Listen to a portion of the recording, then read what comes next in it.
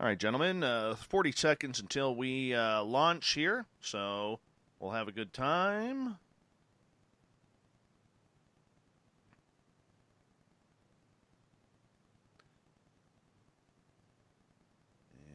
And let's go here.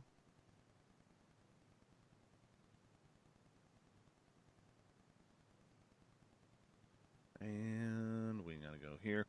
Super Chat is open. Wow, Metalhead. Thank you so much for the Super Chat. Really appreciate that. Great way to support the show. Thank you so much. Very humbled and very blessed to have you here. Here we go, guys. Here comes the music.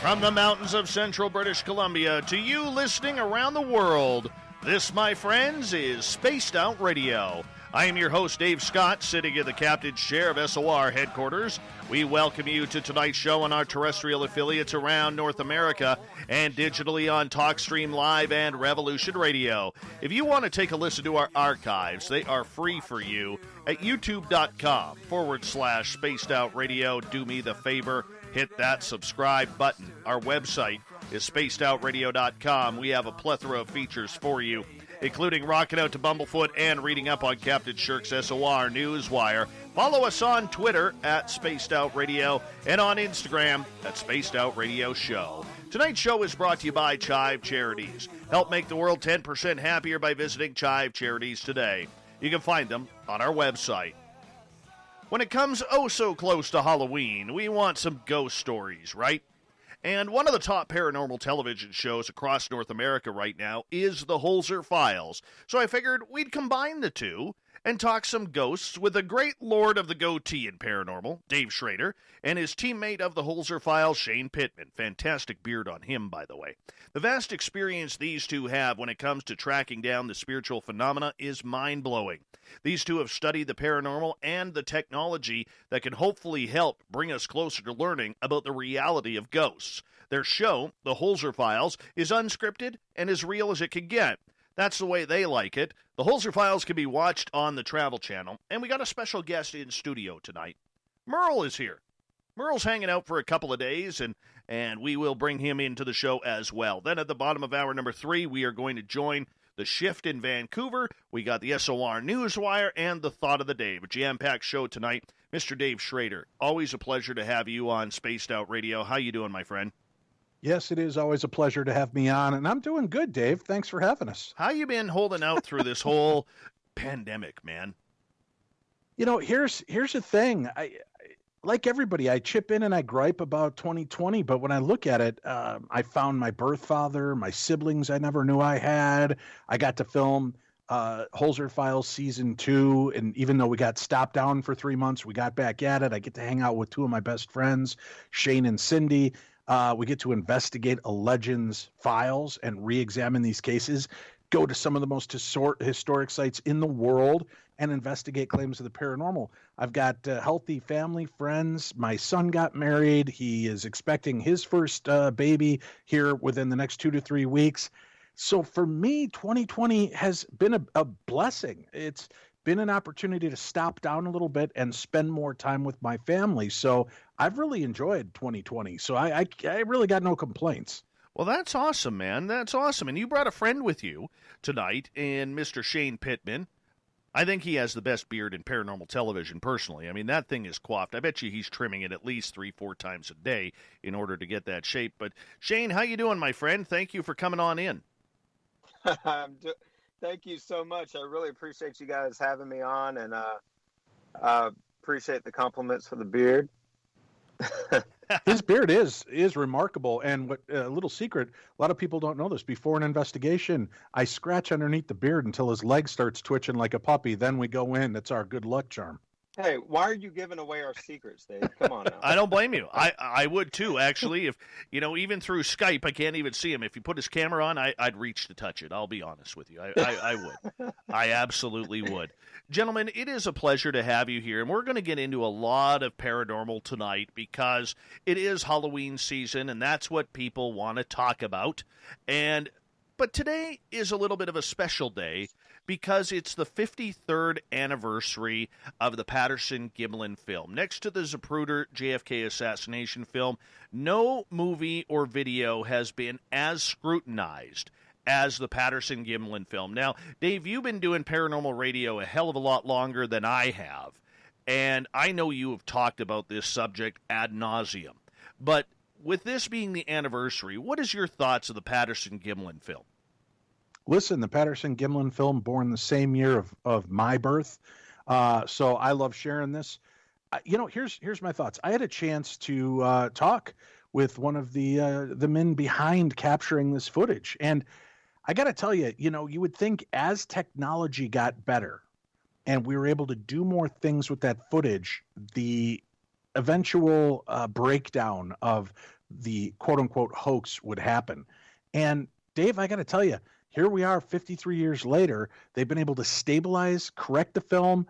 I think it holds up. I truly think that is footage of a bipedal hominid. I think it's a real creature, and I don't believe it was staged. I just don't. And then to hear guys like Bob Hieronymus and Philip Morris come out and claim that Bob was in the costume and Philip created the costume, and then when given the opportunity to be able to recreate the costume 40 years later with new technology, they couldn't get close to what they were able to do with what he claims was a gorilla suit that he altered and a pair of shoulder pads. And that was really kind of what he tweaked the costume with back then. And I just don't think it compares. They couldn't reproduce it 40 years later and make it look anywhere as good. It looked so cheap and schlocky when they recreated it. So I think that spoke volumes to me about their credibility trying to discredit the original footage. My big theory on it, and people laugh at me when I say this, and about an hour and a half ago, I mentioned it live on air in St. Louis for Overnight America with a good friend of this show's, Ryan Recker, and we were talking about this, and it amazes me how so many people, when it comes to the Patterson-Gimlin film, think about it in the 20th or 21st century now, when you can't think about it that way. You have to think about it in 1960s time. And this all leads to my point. In 1960s, there were still a lot of people who were very conservative. They didn't like a woman's body being exploited. They didn't like what was starting to happen in the 60s with the make love, not war type movement that was going on. And there was a lot of conservatism when it came to clothes and the way women dressed. So the fact that if this was a hoax, that both Patterson and Gimlin and whomever was there would sew a pair of giant breasts on this creature, I think is absolutely false. I don't think they would do that if it was fake. They didn't have the money to do that, and why waste the time? Well, I agree. Listen, they had money to do some things. I'm not going to throw that out. But I just, like I said, there's too much about it that as they've clarified it, stabilized it, I just think it holds up even better than you look at the original footage. It's jumpy, it's blurry, it's shaggy, and yeah, it leaves some questions. But now that they've fixed it, like you said, the costume is pretty impressive. And, a while back I had a portrait that I put up and it said, let's look at what happened in 1967. And there's a picture of Patty, the Bigfoot. Then there's a picture of what Hollywood had to offer. There was a picture from 1967 from the movie 2001: A Space Odyssey at the beginning with the monkeys out there, with the sticks in front of the obelisk. Horrible costumes. You look at Planet of the Apes. That was pretty incredible, but still movie propish. You looked, every gorilla type costume was not very good, and that was Hollywood at its best for 1967. The closest thing was Davy, Mickey, Michael, and Peter to looking like real monkeys, and that wasn't even a good monkey costume. So I just don't think you can erase it. Like you said, keep it in the context of the year it was created and what was going on. It just, to me, I don't know. I think it's a standalone piece that's really kind of the gold standard for this. And you can't say that about Nessie, right? That footage, the people that created it eventually came forward and said that they had created the little fake head on a submarine, and a lot of the different pieces out there fall into the wayside eventually.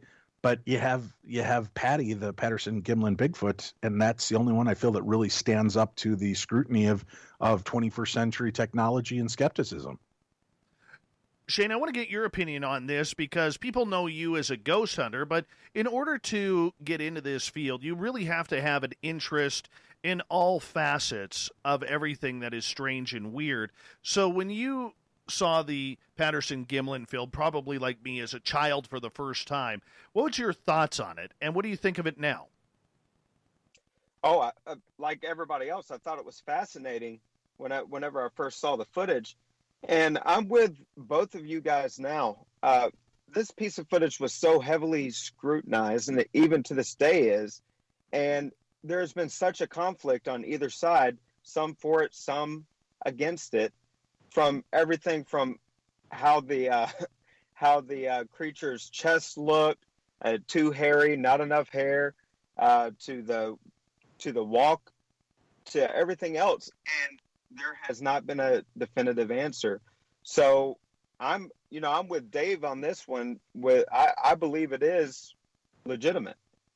I really do, because nobody has been able to concretely disprove it.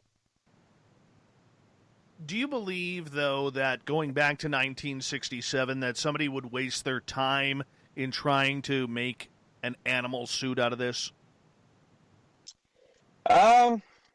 Well, I think there could have been some that would have tried, but to the extent, I mean, to get it to where that it would have just been, like Dave was saying, there was movie props that didn't even look half as good.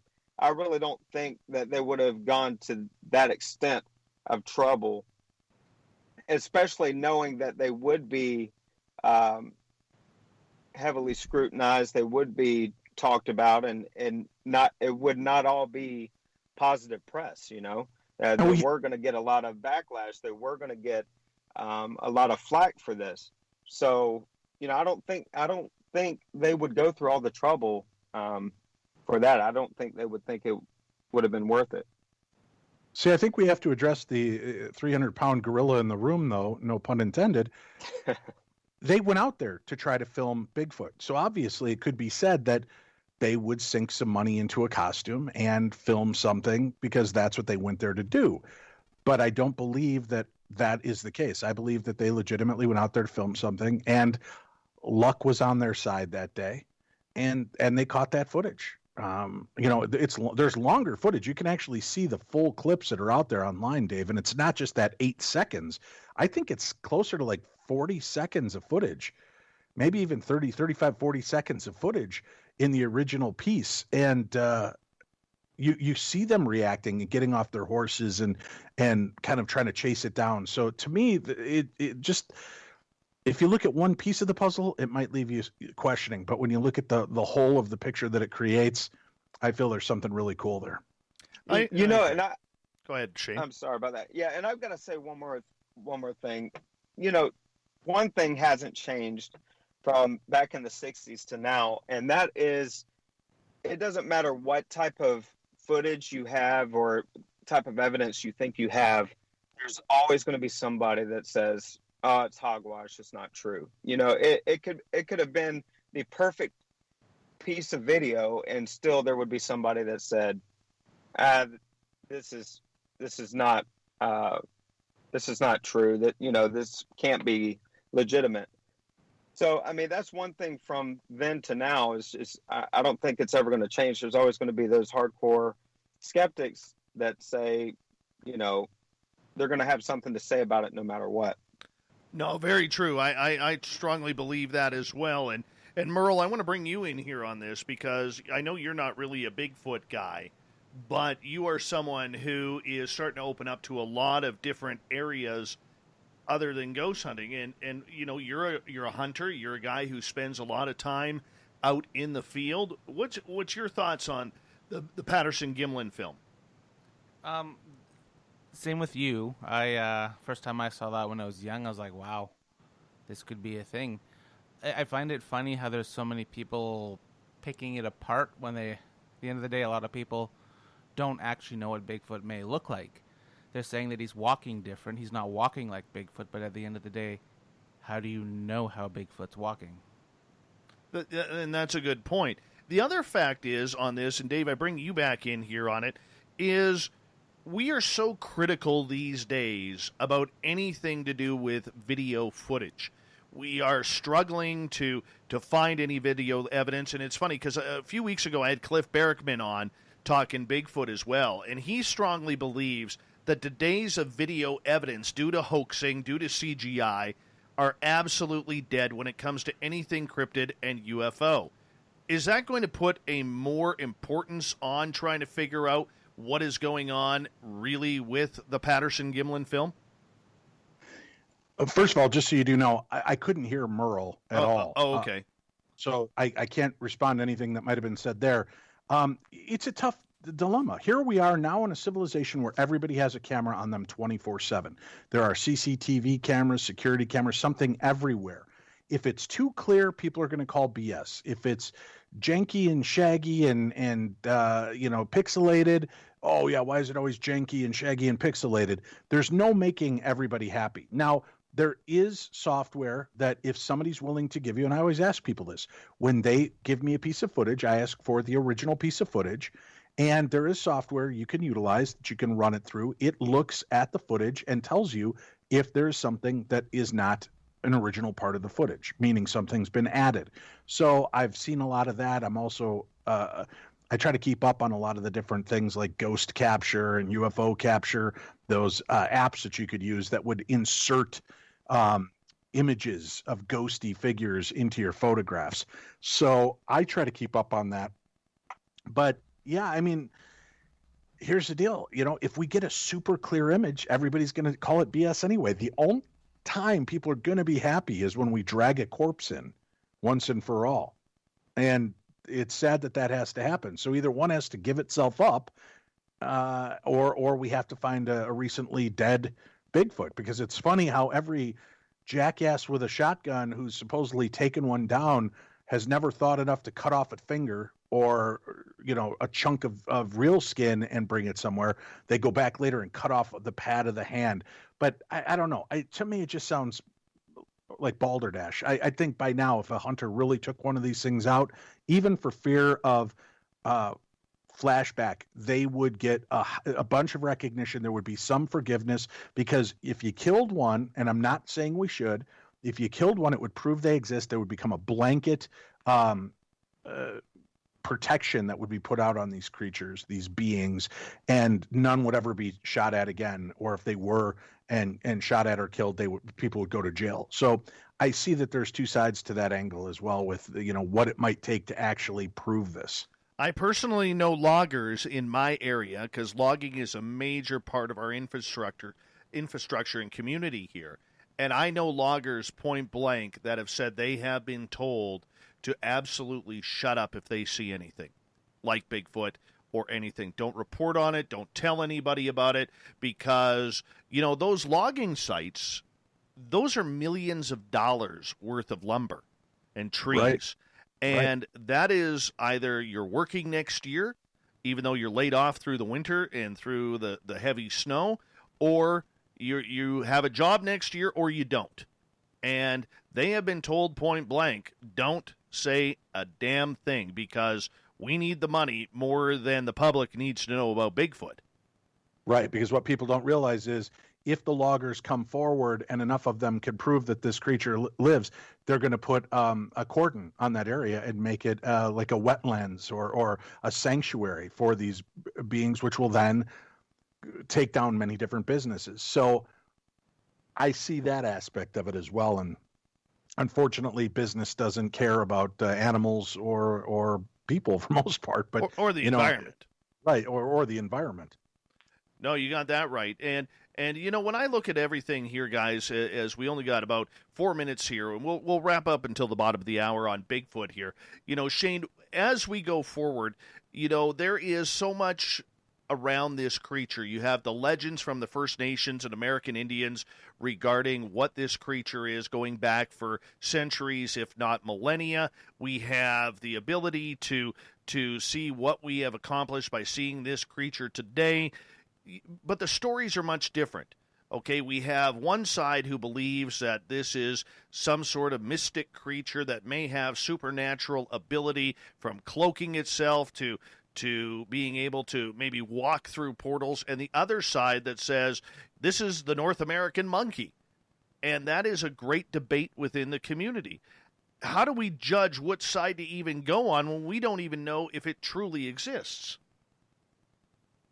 Yeah, you're absolutely right. I mean, it's a lot of it's speculation. You can just go off of what evidence you think either side has and make a decision from there. But I mean, right now it's a lot of speculation, and that's all we can ascertain from it now. So, I mean, it's hard to say. Would you sooner hunt Bigfoot or ghosts, Shane? How about both? I think both would be cool. Do you think there is a tie between them?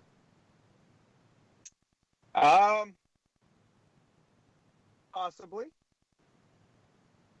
But, like I said, it's speculation. Very true. It's possible. How about you, Dave?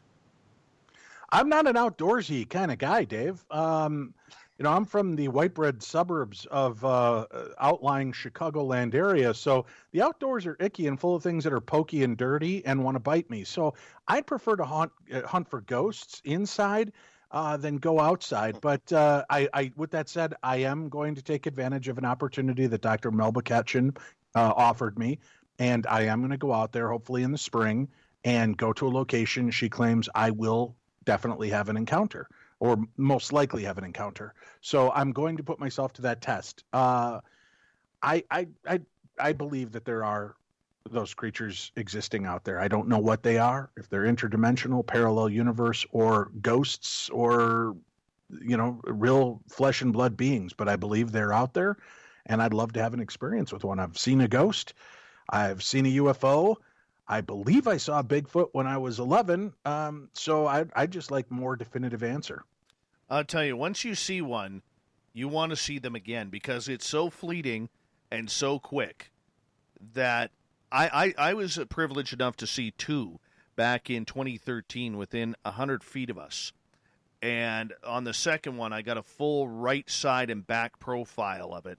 Didn't get to see the face, but I could tell from my distance it didn't have a neck. It just went straight shoulders to body. And I would do anything to see that. I've seen footprints in the forests around here, and I keep looking, man, because you just never know. That's the problem. Even with ghosts, you just never know when they're going to pop up there, Shane.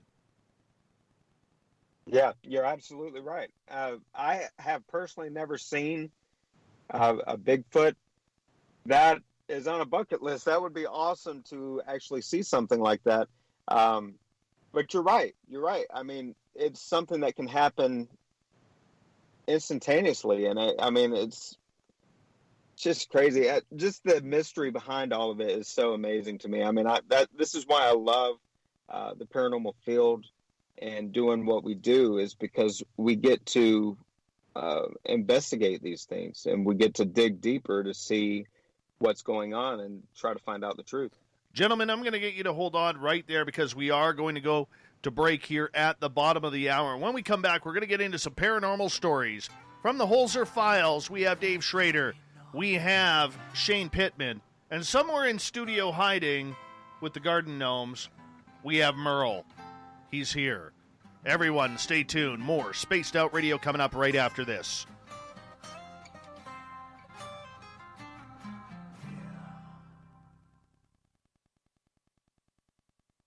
For stopping in tonight. I hope you guys are enjoying the show as much as we are. Make sure that you ask some questions, and Dave Scott, I'm sure, will weave them in throughout tonight's program. Absolutely. Absolutely. Thank you, guys. Merle, we couldn't. They couldn't hear you on, or Dave couldn't hear what you were saying. So we have a little bit of a tech issue that we'll have to improve on before tomorrow night's show. Yeah, I couldn't hear him either. Yeah. Well, that's okay. I think Merle's half mute, anyways. Which half? I haven't figured that out yet, but no, he is one of my best friends in this field, and one heck of a ghost hunter. He's doing this tour right now down near Vancouver at this this old hotel called the Pink Palace, and it's a condemned building that they're going to be tearing down in about 4 months, maybe 5 months. And this thing is haunted as hell. Like all the old Vancouver gangsters back in the day who had ties from like the mafia going back to like the Al Capone days used to hang out at this hotel. And it's very close to the Canada-U.S. border, and he's been doing tours there. And he says pretty cool stuff. It's just too bad that they're going to be shutting this building down here pretty quick. Yeah, it's always a shame when we lose these type of buildings and opportunities. But, you know, in some cases, it's probably a good idea. If these are older buildings, do they have asbestos, lead paint, mold issues? People shouldn't be wandering around in those anyway. You know, that's what I'm afraid is going to hit me in my older years, that wandering around in all of these places, huffing asbestos and mold is going to take its toll on Shane and I. Well, one of these days, you guys have to come up here. You know, like, honestly, Mike and I talk about this. We've talked to David Weatherly and the like about this. And, you know, up north here where we are, where a lot of, like, I live right on the Gold Rush Trail. And literally there are hundreds of places along the Gold Rush Trail that have never, ever been investigated. Ever. And that goes straight to Alaska. It's amazing. It seems like a lot of walking, Dave. A lot of walking. Oh, Are you trust picking me. up a golf cart? No, Dave, I've already secured our side-by-side ATVs for us. So that Either that or you're strapping me to your back like Baby Yoda, and you'll just run me through the woods. Oh, what the hell? If we got to do it, we got to do it, right? Shane, I keep threatening Shane with that when we keep doing the series. If it goes 10 seasons, I'll be in my 60s. I said he's going to have to start carrying me around like Luke Skywalker and Yoda. That's awesome. That is awesome. Hi, Molotov. How are you? Gorgeous Teresa, thanks for coming on in. We've got about 2.5 minutes here, guys. Jarhead, thank you so much for the amazing super chat, man. I really do appreciate the support and love there, brother. I thank you. Let's see here. Human Carl is here. And what's that, Mike? I got it cranked here, dude. That's what I was trying to tell you earlier. I got that cranked. We're trying to find another headphone jack here, and it's not working. So, no, they can't hear you either. No, we're going to have to do some modifications for tomorrow night's show. Modifications, man. Don't you love tech issues during the radio show, Dave? I do. That's why we've taken a pre-recording. Mm-hmm. Cat Chaser is asking, Dave, why all black tonight? Because it makes my hair look silver, not white. Plain and simple. Hey, the Ukrainian watermelon is in the chat room. Much love to you, my friend. Much love to you. All right. Yeah, I can't wait for this border to open up. I am getting so sick of just feeling stuck, man. I need a good trip to the south. That's for sure. I miss all of going to the United States. I really do. That makes one of us. Come on. Hey, you guys can't come up either, so, you know. Yeah. Don't threaten me. Are you trying to challenge me? Scott, I'll get into Canada. You get here. You get here. Bart L. will take me on the Trail of Tears into Canada. Well, you know what? With Barther L. there, you got to be careful with him because You never know which side of the fence he's going to be pushing you over. He may say you're coming into Canada, but you jump the fence and you're like in New York or Maine or someplace like that. Yeah, he'll have me climb in a barrel and then shove me over the falls, won't he? Truth. All right, guys, we got 5 seconds. Don't forget to give us a thumbs up if you're new here and enjoying what we do. Hit that subscribe button.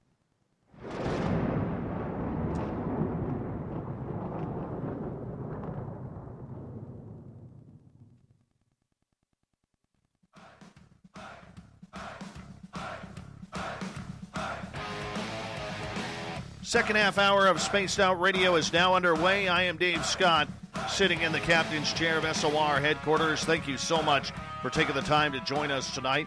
Want to remind you that if you missed portions of this show or others, check out our free archives by going to youtube.com/Spaced Out Radio. Do me the favor, hit that subscribe button. Our website is spacedoutradio.com. We got a plethora of features for you, including rocking out to Bumblefoot and reading up on Captain Shirk's SOR Newswire. Follow us on Twitter at Spaced Out Radio and on Instagram at Spaced Out Radio Show.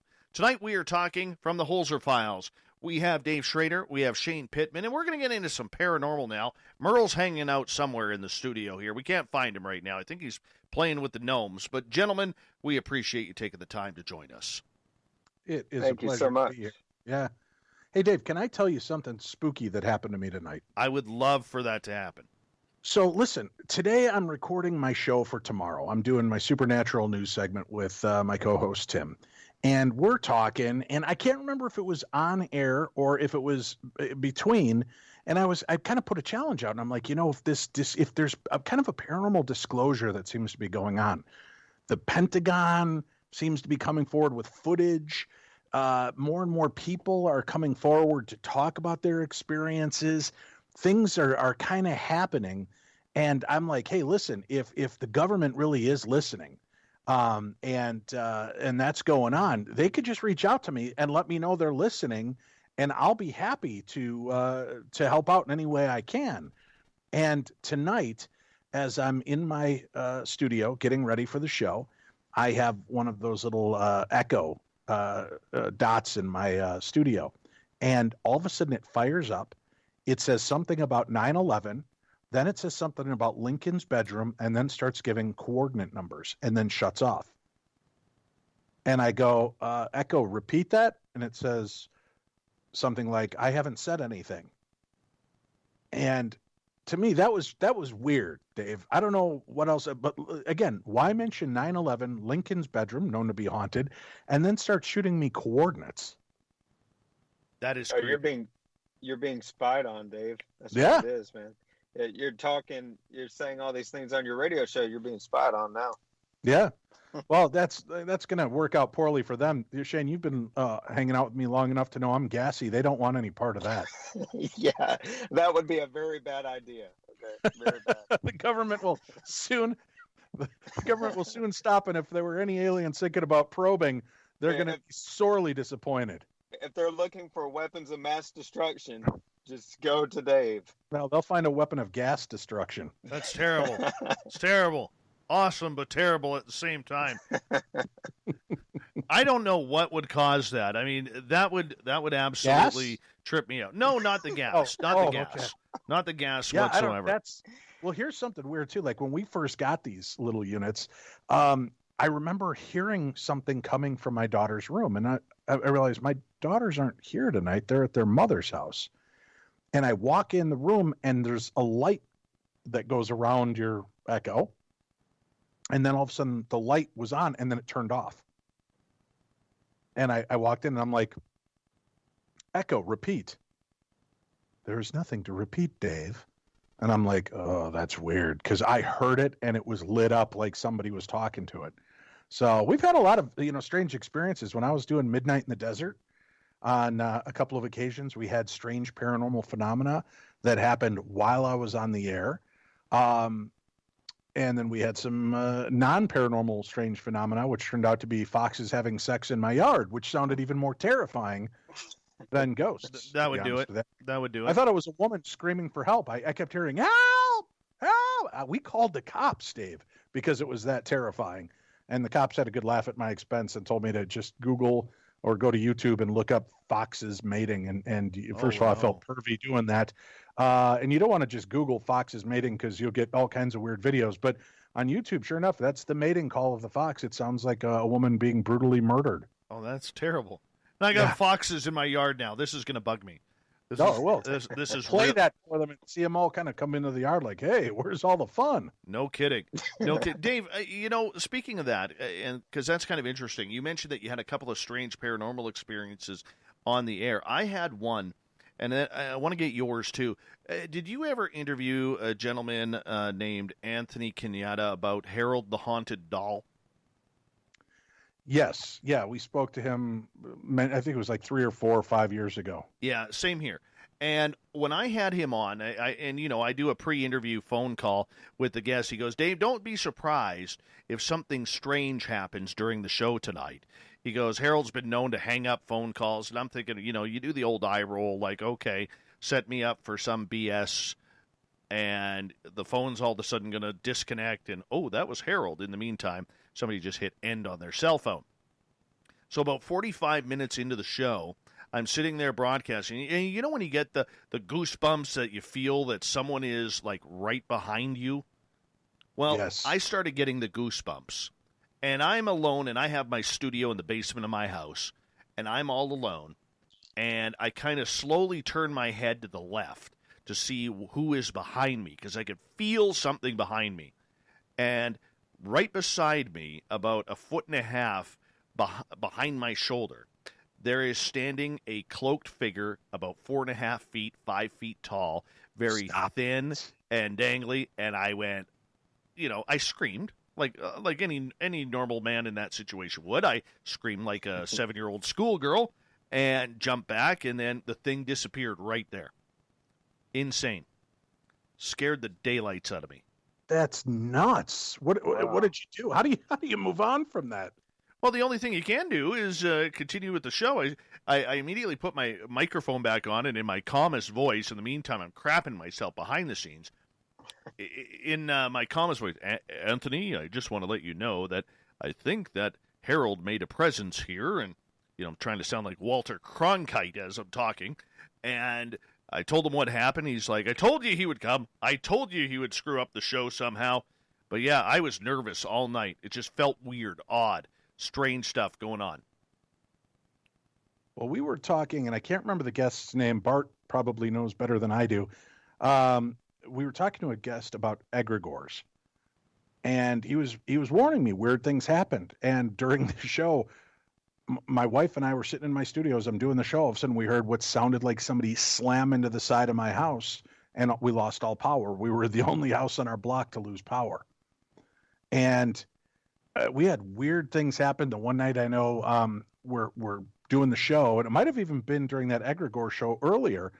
Suddenly, from the living room, you could hear, and this is 1 o'clock in the morning, you could hear the TV start blasting.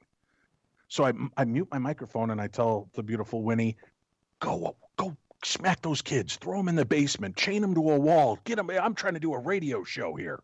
See, I let her do my dirty work, Dave. It's easier that way. It's easier. Then the tell-all books will talk about her, not me. And she goes out there, and you hear the TV go off. And then all of a sudden, it explodes again. You hear the loud volume, and then it goes off again. And then a few minutes later, in walks Winnie. Her eyes are huge. She's all flustered. I'm like, what's going on? She goes, I go out there, TV's on, nobody's there. She can see the remotes, they're accounted for, and you see the volume going up all by itself. So she turned off the TV turns back on, and the volume starts going up. So, all right, the skeptic in me tells me maybe there's a neighbor with a similar TV who's sitting there with it over his shoulder, pushing buttons and not realizing that he's messing with my TV. So she unplugs the TV. The DVD player turns on, and the door starts opening and shutting. Oh, that's not fun. That was weird. Then our son, Max, refused to sleep in his room because of the man in the closet who kept leaning out and the laughter he could hear from underneath his bed. So he refused to sleep in that room. We had to move his bedroom downstairs with his 2 brothers, and I turned that into my studio. I never had anything weird happen until the last night in that house. And the last night, literally every other room in that house is empty, completely devoid of anything. The only thing that remains now is my desk and my computer system, my microphone, doing my setup. And I go, that's it. Thank you for tuning in. We'll be back tomorrow night with more Midnight in the Desert. Boom. Music cues in. I turn off my microphone, and all of a sudden I hear somebody walking around in the house. No, and at first I'm thinking, oh, maybe my wife or one of the kids. And I'm like, wait, no, it's 2:00 in the morning. So then I'm like, oh crap, I'm alone in a house that somebody probably thinks is an abandoned house. So I call the police, and I'm like, hey, I'm in this house.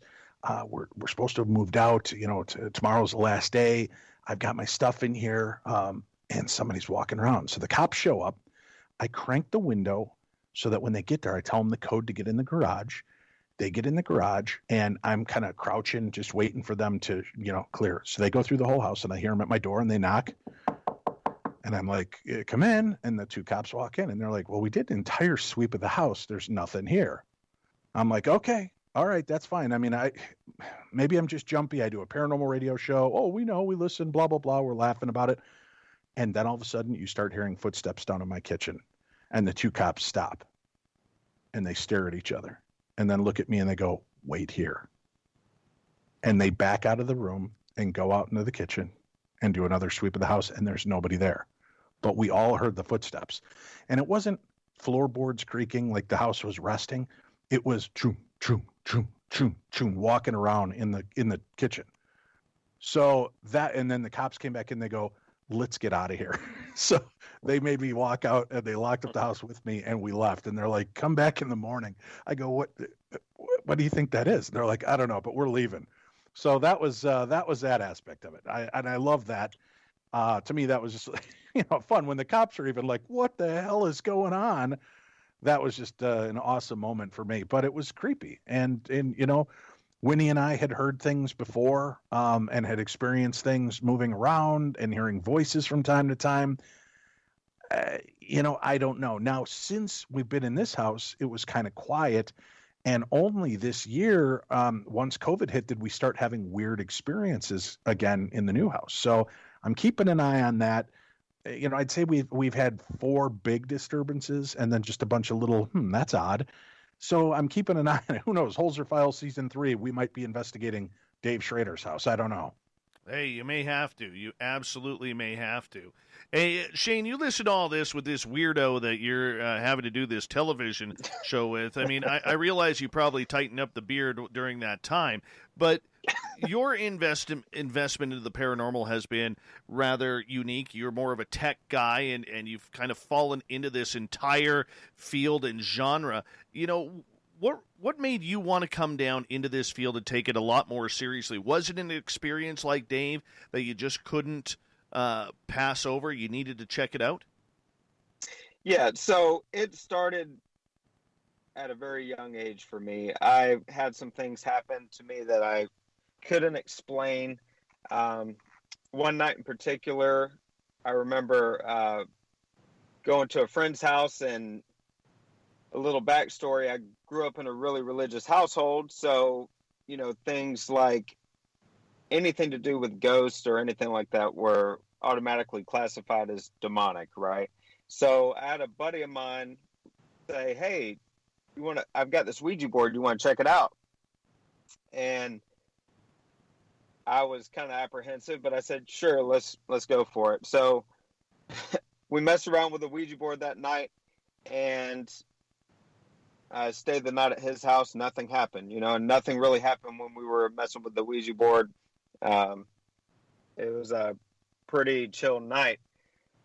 Well, the next night I'm back home, and I'm laying in my room, and my closet door is open a little bit. And it's one of those, we had one of those rooms with the carpet's kind of, it's higher up. So, if a door, you try to close the door, it's kind of rough to do because the bottom of the door is scraping against the carpet. And the door was cracked a little bit, and I was probably laying in bed for about 5 minutes, and the door slams. And I had siblings, so I thought, they were playing a trick on me. So I opened the door. Nobody's in there. Thought it was kind of weird. Laid back down, and I was stupid enough to leave the door open, and it slams again. This time I run into my parents' room, and they're like, it's not a big deal. You're just trying to stay up. You just go back to sleep. Quit messing around. So I go back in the room one more time, and the door slams again. I left the door open again. This time they come running in there, seeing what's up. They checked the closet, and then they started saying prayers over me, and I ended up sleeping in their room that night. So I've always had some really weird things happen from an early age. So I've always been fascinated and would do research and read books from Hans Holzer and from other pioneers in the field. But whenever I found out that there was technology that could test certain things that were going on in my life, that's when I was hooked. I've always been a tech guy, not just, with paranormal equipment or anything like that. I've always been into tech heavily. But whenever I found out that there was tech that could test certain things and certain theories, I was hooked. Yeah, that's amazing. That's amazing. And it always starts with a Ouija board. Always starts with a Ouija board. Yeah. The gateway drug, man. Yeah, I guess so. But and to me, it was like, I don't think the Ouija board had any mystical power. I think it was the intent of what we were doing. We were young, didn't know what was going on, and it was the intent behind it. They were just two young men experimenting with one another, Dave. That's all. Mm-hmm. Oh, would you stop it? Hey, to each their own, right? To each their own. That's right. Dave Schrader and Shane Pittman from the Holzer Files here on Spaced Out Radio. We're talking some paranormal stories here. Before you got into television, Dave, you have a passion for radio. You've been doing this a long time. When you look back on it, and you look back on all those times you were on the radio where strange things were happening and strangeness in the stories that you heard, do you think you carry some of that energy from those stories back with you? You mean, do I think that there are that I have spiritual attachments? Could be. I don't know. I like I said, I don't know where these spirits are coming from at my house. I try. Shane can attest to this. I try to be very cautious when we investigate. I do my own rituals of prayer before, during, and after. They don't show it on TV because, to be honest, seeing us do a prayer at every location is going to get on people's nerves. Some people just want their paranormal with no side of religion. So they leave a lot of that out. With that said, one episode this year, I go rogue because I figured, if I'm always planting my heels into the ground and I've got my protective jewelry and everything on, maybe whatever is here won't interact with me because I'm putting up a bad vibe, a wall, right? If you go to a bar to try to talk to somebody, you're not going to go to the one that's got their head turned away from you and refuses to acknowledge you. You're going to go to the one that's, looks friendly and would like to engage in conversation. So I took off all my protective jewelry and had some weird experiences. And since I've come home from that episode, we've had some much more amped up activity taking place in the house. So can I say it's a spirit from that location? I cannot. But I can say that after I left that location, things have gotten a little hairy for me. How about for you, Shane? Well, and just to add to that real quick, that was one thing that really shocked me when Dave did that, because like Dave said, he is really careful and trying to ground himself and do what he can to make sure that he's prepared going into these locations. But seeing him actually take off that jewelry that he normally wears, the protective pieces and stuff that he normally wears, was really shocking for me. But yeah, to me, I haven't had anything. Was the question having anything follow me? Yeah, have you had anything From these follow you locations? over the years? I mean, you've been to so many locations, you've heard so many paranormal stories over the years. Well, as far as I know, no. I I had some strange things happen uh, in my household at times. Yes. One strange thing that happened this past season that's never happened before is I'd be doing some cases. I'd be on the road, and my wife would be having dreams that would directly correlate with the case that I was on. And here's the thing about that. I do not talk about the case with my family or anybody really, because I want to try to keep it separate. And so I don't really say much to my family whenever I'm on these cases. For one, my wife, she's really, we have children, and she's really protective of them, and she wants to make sure that, anything that's said to them or anything like that, it doesn't freak them out. It doesn't scare them. They have dreams, all of this stuff. But she was having dreams, and she was like, Shane, did such and such happen? Were you in a particular place? And she would describe the room almost to a T of like whenever I was doing a solo experiment in particular places, she would say that she had a dream and would tell me exactly what was going on, that she would have a dream that something happened to me, and it was actually happening at that time the time frame she was having the dream. So that is something that's never happened before. It's really strange. I don't believe I brought anything home, but maybe there's a connection. There's something there, because that has never happened. I've been married a long time now. That has never happened to the extent that it happened this season. That is incredible. That is incredible. Probably the freakiest thing that's ever happened in my household, guys, is I was sitting, and it was a Sunday evening. It was just my boy and I at home, and we're sitting on the island at my kitchen, and he's right on the end. I'm right to his right. And we're just kind of chatting away about, getting ready for school tomorrow and all the good stuff that you do. And he was about, 5 years old at this time. And all of a sudden, we see these two light bars.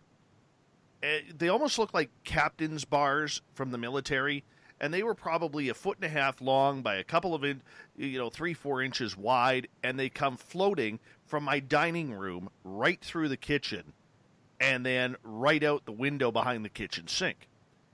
And I see my son looking at them, and I said to him, I said, "Did you see that, buddy?" And he goes, "Yeah." He goes, "Daddy, what were those?" I'm like, "I have no idea." And then 2-3 minutes later, he goes back eating his cereal like nothing is going on. 2-3 minutes later, he all of a sudden starts bawling his eyes out profusely, couldn't stop crying. I'm like, "Bud, what's the matter? What's going on?" And he looks me deadpan in the eye at 5 years old. He goes, "I don't want you to die. You're going to die soon." Oh, Jesus. Oh, man. Yeah. And I tell you, I wrapped myself in bubble wrap for about 3 weeks, man. I was so scared that he was doing this. I'm like, "Daddy's not going to die. Daddy's got lots of life left." He goes, "No, you're going to die soon, and I don't want you to die," and all this. Well, just for the record, so you guys know, and the audience knows, I didn't die. I did not die. No. What? No, I know. It's hard to believe. Breaking news. Hard to believe, all right? But I did not die. I thought this was the best EVP session of our life, Shane. No, that's what I was thinking. Well, it happened. I survived. But I'll tell you, I've never been more scared from something my child has said to me in my life. Dave Schrader, Shane Pittman, the Holzer Files. As we continue on with Spaced Out Radio in hour number 2, we're going to continue with the paranormal questions, learn what it's like to be on television hunting ghosts, and so much more. We got a lot of great show coming at you in hour 2 of the Mighty SOR.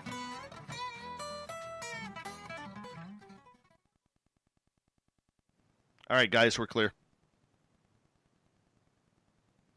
Are there any quick questions from the chat room you'd like us to answer right now during the break? Feel free to ask Dave or Shane a question, and we'll try to get a quick one out there. That's good hosting. How much of a break do we have? We got 6 minutes. I'm just going to jump out here for a couple minutes. You guys chat away with the YouTube audience. I'll be right back.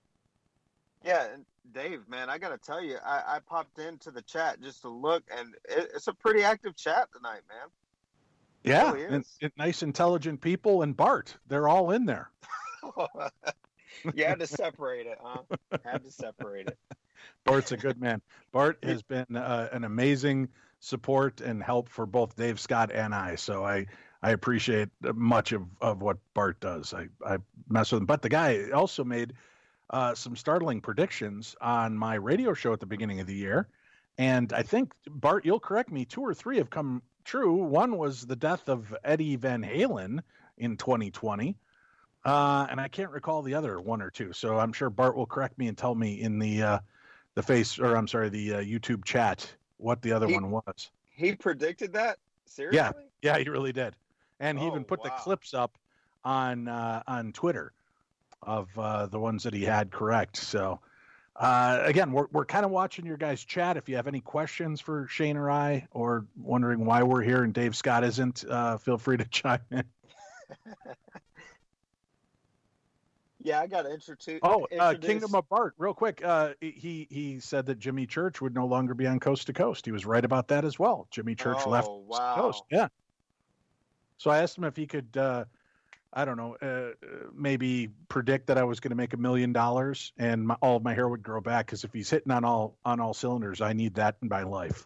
Hey, look, man, miracles don't happen every day. Okay. Ron wants to know, what do I do to protect from attachments? Ron, I'm big on protection prayers, the prayer of Michael, the Archangel. I also wear a Benedictine medal on my wrist and a protective blessed cross. So I do that. I pray before I go into an investigation and as I leave. And Shane has been a part of these with me, where I just say any spirit or energy that is here is not welcome to join us. It must remain here. I then ask for God and the angels to move through the area and help to clear any spirits that are lost and help them find their way, and to place a thorny hedge of protection around the people and the location so that nothing dark can influence or hurt them. So that's basically what I do. And Dave, Annie wants to know, did you look up the coordinates whenever you heard them? No, because it was so quick. It was so quick. I didn't even know. It was my wife's like, I think those were coordinates.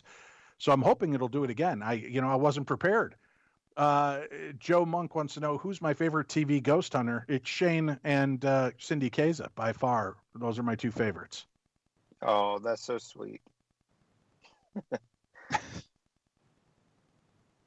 Other than that, I really love Josh Gates too. Even though he's not a true paranormal investigator, I love him. Scott Walter from America Unearthed. I love their investigative techniques. They're great. You guys are great. Thank you. Mike wants to know, how is Tim, my co-host, and Mally Fox? Well, Mally Fox is doing good. Mally and Tim host, I think it's on once a month. It's called On the Rocks with Mally Fox. It's a little talk show they do here on the YouTubes. And Tim's doing good. His health, could be better, but we're working on it, and he's working on it. So that's what's going on. But I love them. And, 15 years on the air with Darkness Radio. This January 1st will be 15th anniversary. Man, congratulations on that. That's a big accomplishment. Thank you. All right. Who do I think would win in a fight, Dogman or Sasquatch? Dogman. I just want to try something here, guys. See if you can hear Merle here. Merle, do you want to talk into the microphone? Hey, guys. How are you doing? Can you hear him now? He sounds like he's out in your backyard talking to us through the window. Move closer. Can you hear me now? Yeah. I wish I was able to help. You guys didn't hear that, did you? No. Damn it. Oh, well, I'll wait for Chuck. Warmest regards. Yeah, Merle says, hi, guys. Warmest regards to you. He's a good Canadian kid. All right. Well, that's not working. That's okay. We'll figure it out. We got 90 seconds, guys. 90 seconds. I need 91. Oh, the audience can hear you, Merle. The audience can hear you. Bart says he has to be on the same aux as you. All right. Yeah. That's what I have my tech guy. I'm waiting to hear from him, Barther, because I don't know how to hook that up. Yeah. You can say hi to the audience because they're listening. Hey, audience, I look forward to tomorrow night. We got a couple demonologists for the Ghost of the Great White North show. Yeah. Shane, quickly, because we've done this with Dave before, just your quick opinion here. When it comes to Devil's Tower, are you on Team Stump or are you on Team Rock? Devil's Tower.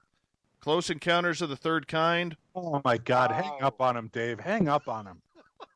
Yeah. I'm going to shave that beard if he can't figure that out. I recant my favorite ghost hunter comment from earlier now. Yeah. Yeah, we'll skip that one. Okay, Shane, a real tough one here for you. All right, quickly, because we only have 20 seconds. What's your thoughts of eating breakfast foods for dinner, like eggs and sausage and pancakes for dinner? Oh, that's a Southern tradition. Oh, yeah. We're going to have to hang up here. Hold on, guys. We got 5 seconds. Thank you to everybody in the Super Chat. Thank you for supporting what we do. Here we go. You're listening to Spaced Out Radio with Dave Scott. Follow Dave on Twitter at Spaced Out Radio and on Facebook, Spaced Out Radio Show. Hour number 2 of Spaced Out Radio is now underway. I'm Dave Scott, sitting in the captain's chair of SOR headquarters. Thank you so much for taking the time to spend with us. We welcome back everyone listening in on our terrestrial affiliates around North America and digitally on TalkStream Live and Revolution Radio. Remember, you can check out all of our archives for free by going to youtube.com/Spaced Out Radio. Do me the favor, hit that subscribe button. The Desert Clam has set the password for tonight in the SOR Space Travelers Club. Danocaginous. Danocaginous is your password.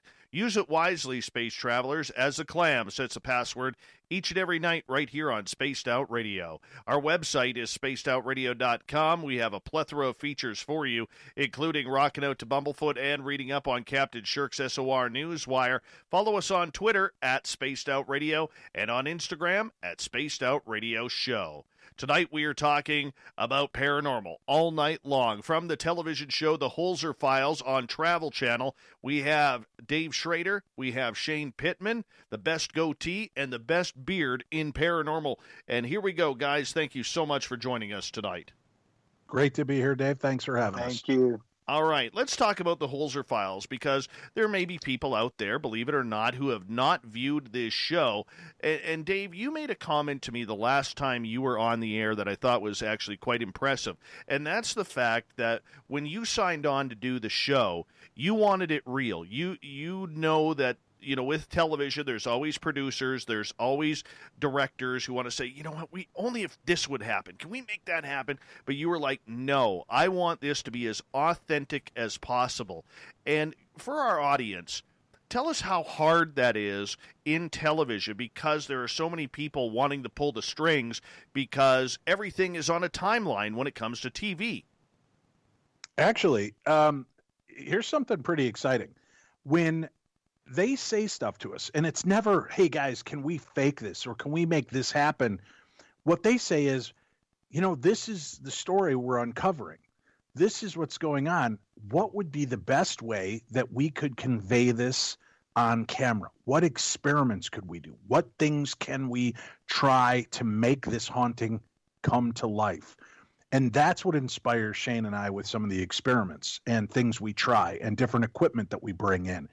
And that's, you know, they inspire us to be creative, to be thought-provoking, to, you know, stimulate a situation, whether it's trying to bask it with high levels of EMF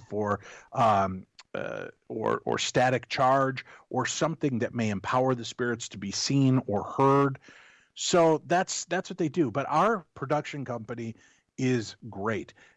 When we signed on, and Shane and I were particular about it, we're like, listen, we're not faking anything. And if we notice you're faking it, we're out of here. And they're like, nope, we don't want that. Bring your A game, boys. And Shane and I both sat down with producers.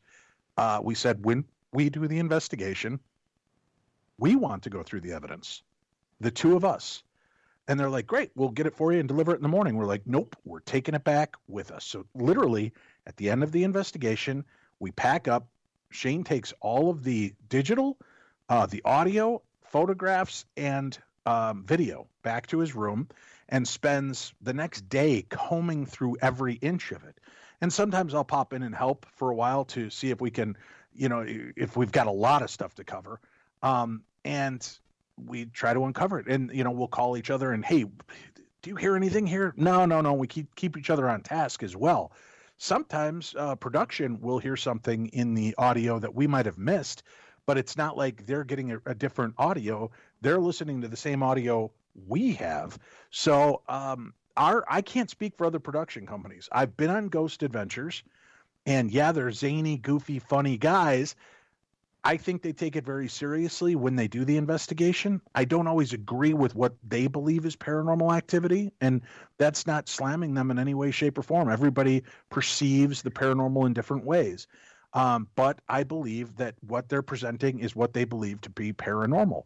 And I can tell you on every episode I've ever been a part of, which I think is 7 or 8 episodes, plus their 2 live episodes, I've never seen them fake anything. Everything that you see unfold on the show is exactly how it went down when we were there filming.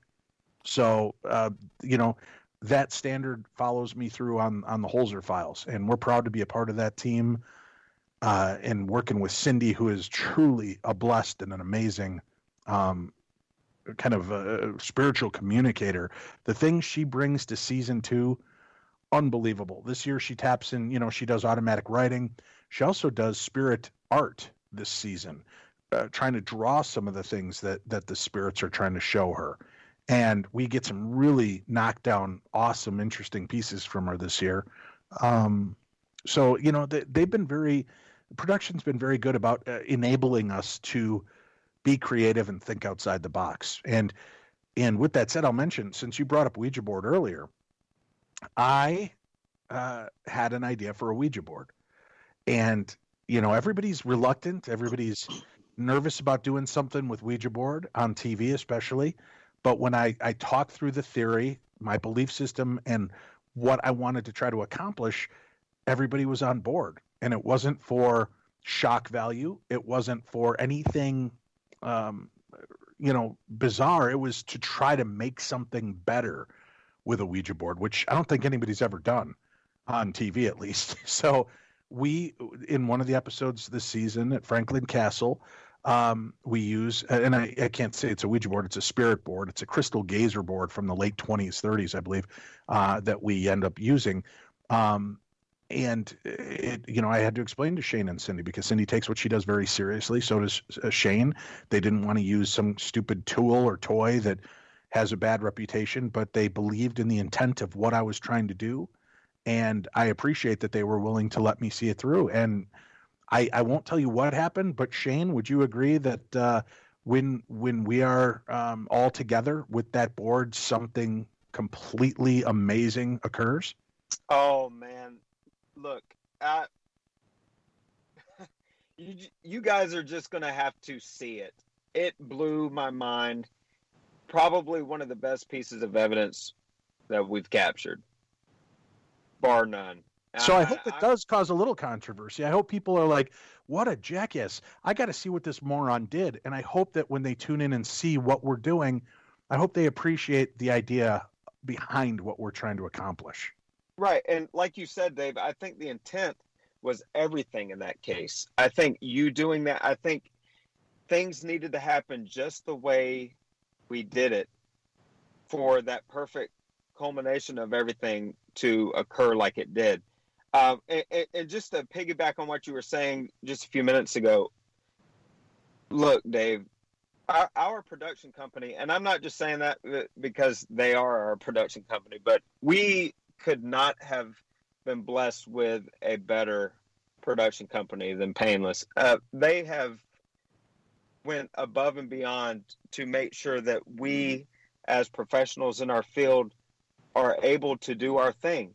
I think it's really important, especially with a success of a show like this, to have that support and to have that backing from your production company, and they have been fantastic. Like Dave was saying, I mean, we were adamant. We want to do this right. We want to stay true to our values and what we stand for, and they have completely allowed us to do that. And I cannot be more thankful to be a part of the show and to have the cast and the crew that we have.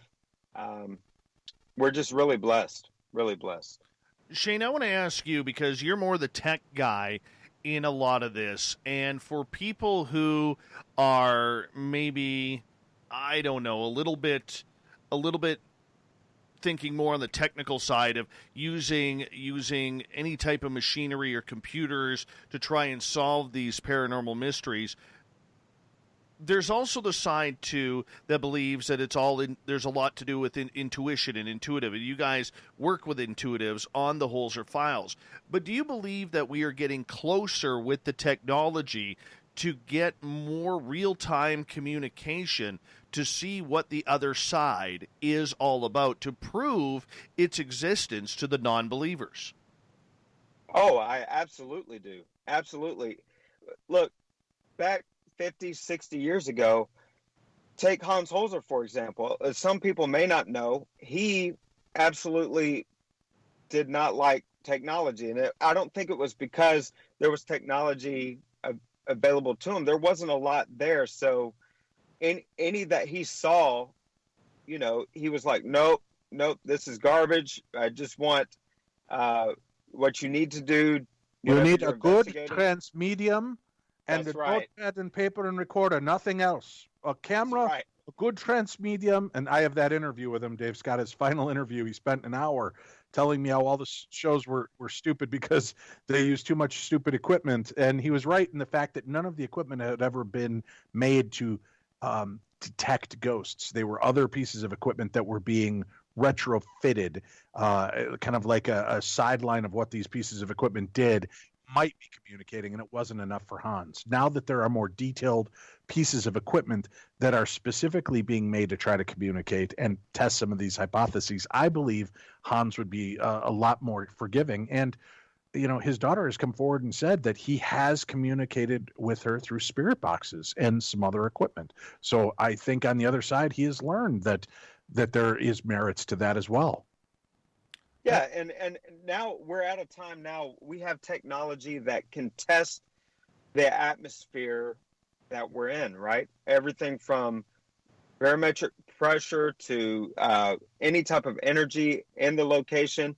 So we can couple that with if somebody's having experiences or if we're interviewing people that are having certain experiences, we can take certain pieces of equipment into that location, test the atmosphere to see if there are any changes and be able to show that in real time. So I honestly believe that we are getting closer and closer every time, and we're in a technological time now that I think we're going to continue to have breakthrough after breakthrough. Dave Schrader and Shane Pittman here from the Holzer Files on Spaced Out Radio. Gentlemen, as you have embarked here on Season 2, you guys have got to travel the country. You've had the opportunity to go to many, many locations that the public just has not had the opportunity to do so. So you are really introducing a lot of these ghost spirits, and if we could call them characters, over to your public that keeps an eye on you each and every month or each and every week that you are on the air. Is there a location in Season 2 that really sticks out for you, Shane? Yes, there is. And one that sticks out to me is the premiere episode in Ohio. The reason why it sticks out for me is because this is the first time, I believe, as a team that we investigated an unconventional location. And you'll see the closer it gets to the show airing, what I mean by that. But it was a very unconventional investigation, something that was unique to us. And I really think people are going to be pleased whenever they see it. for you personally, how did it affect you? I can't say much, but it had a profound effect on me. There's something about, with everything going on in the world right now, it makes me wonder a little bit how the spiritual and the physical where we are now, if the spiritual side of things can detect, I don't know how to say it, the world that we're living in now, the kind of the chaos, some of the things that's going on, the chaotic nature of things, if that has an effect. Because I'm telling you, man, this season, the amount of evidence and everything that we've captured, I mean, it has blown my mind. And it makes me wonder almost if maybe there's some cosmic shift going on. There's something going on that just lined up everything for us to be able to collect the evidence that we did. But yeah, it was, this location was very impactful for me. Like I said, I can't say a lot to give too much away, but it was very impactful. Dave, even going back to season 1, how about for you? Have you been able to kind of have a location that you were just amazed by that just really stuck out for you? Well, Dave, first and foremost, I love history. I love that we've been able to visit some remarkable places. Morris Jumel Mansion in season 1. George Washington used it as a stronghold during the war. We stood in his war room. Aaron Burr slept in that house, lived in that house. Hamilton, Franklin, you name it, they walked through those doors and they had been in that home. And you have a very strong female presence that's still there. It's one of the best documented hauntings in history, with the fact that you had it was a school group, I believe, with their parents and some teachers waiting outside the Morris Jumel Mansion in the, I think it was late 60s, early 70s. And the kids were being rambunctious kids. Before it opened, the doors upstairs opened, and this woman in a period gown came floating out and told everybody to hush. You're being too loud. Really? Then went back in the house.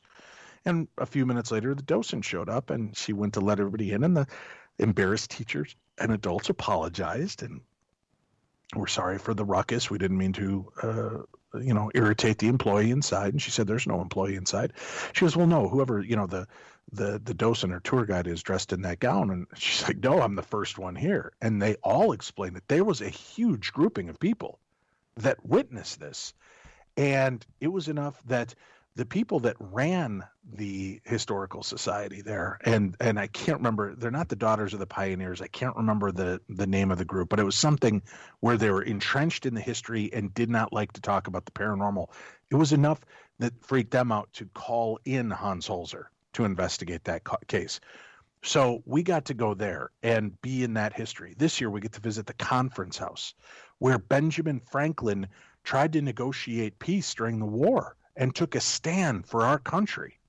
And that's only 2 hours of its entire history. That's what it's known for. But there's so much more underlying that story.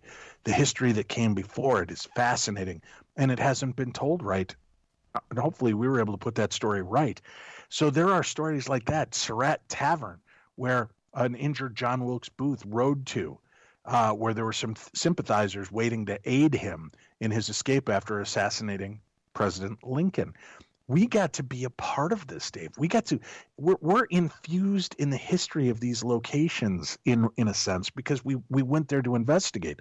And there are a few cases Dr. Holzer could not get access to that we get a chance to investigate. One he went to was a private residence that had all this activity, and the woman that owned it was very religious and politely declined his offer. But activity has continued, and the family wanted answers. So they allowed the Holzer files to come in and complete the case that got away from Holzer. Gee whiz. So there are some great cases like that we get to interweave. And again, you start hearing who was there. I mean, Benedict Arnold rode into this house on a horse and hacked at the the railing. His sword blade hacks are still in the railing of this house. That tells you where you were, what was going on, the history, and we get to be there. So I am so thankful for all of it, that we get to explore those aspects. And to say pick one, it's hard. It's like my kids, each day there's something about them that's a highlight that makes me want to say this is my favorite. But then I look back and I'm like, but damn, that was so good. And this season was filled with it. And something I think Shane might have been alluding to is, I call it the hungry spirit syndrome. You realize that halfway through our season, not even halfway, we only got into episode 5, and then we got shut down because of the coronavirus. And we were off for 3 months, and the world shut down. And many of these haunted locations that were so used to having life and activity within their walls ceased. And I believe the spirits were hungry. I think they were looking for energy, attention, and to be recognized again. And some that had long been forgotten were coming back to the surface. And we have some really remarkable stories to tell this year. And I think, and I hate bragging on it because it sounds so horrible, but I believe that this season we have captured some of the best evidence you will ever see ever in a paranormal show.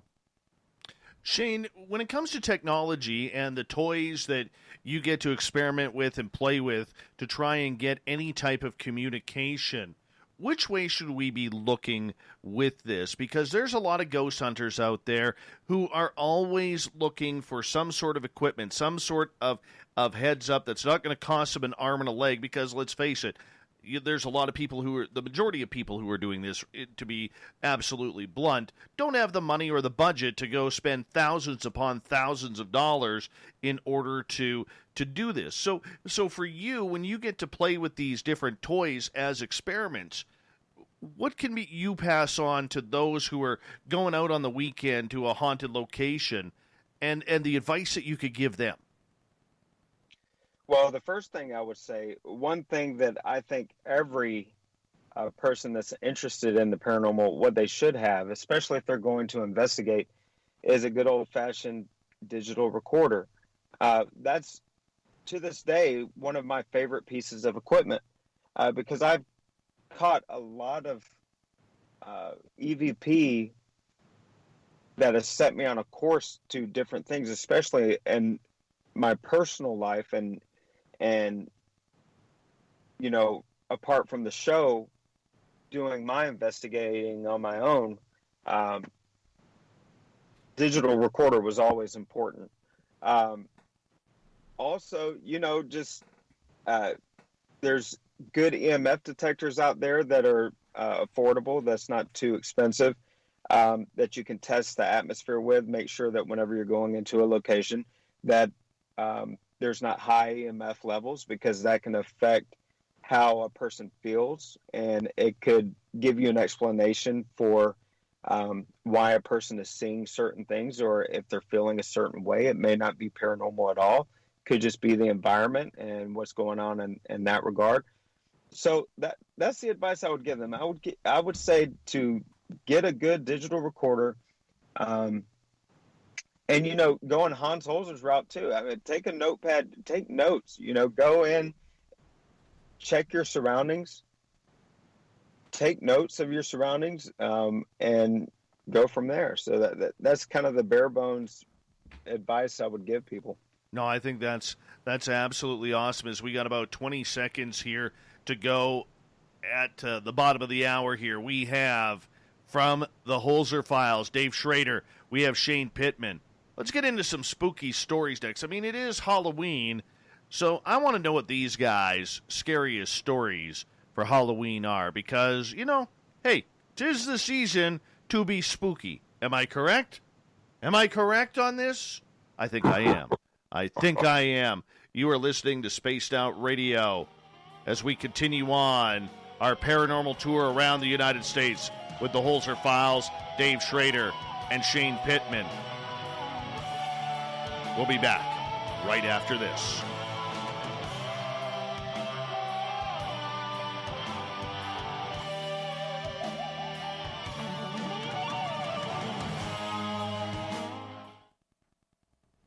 All right, guys, we're clear.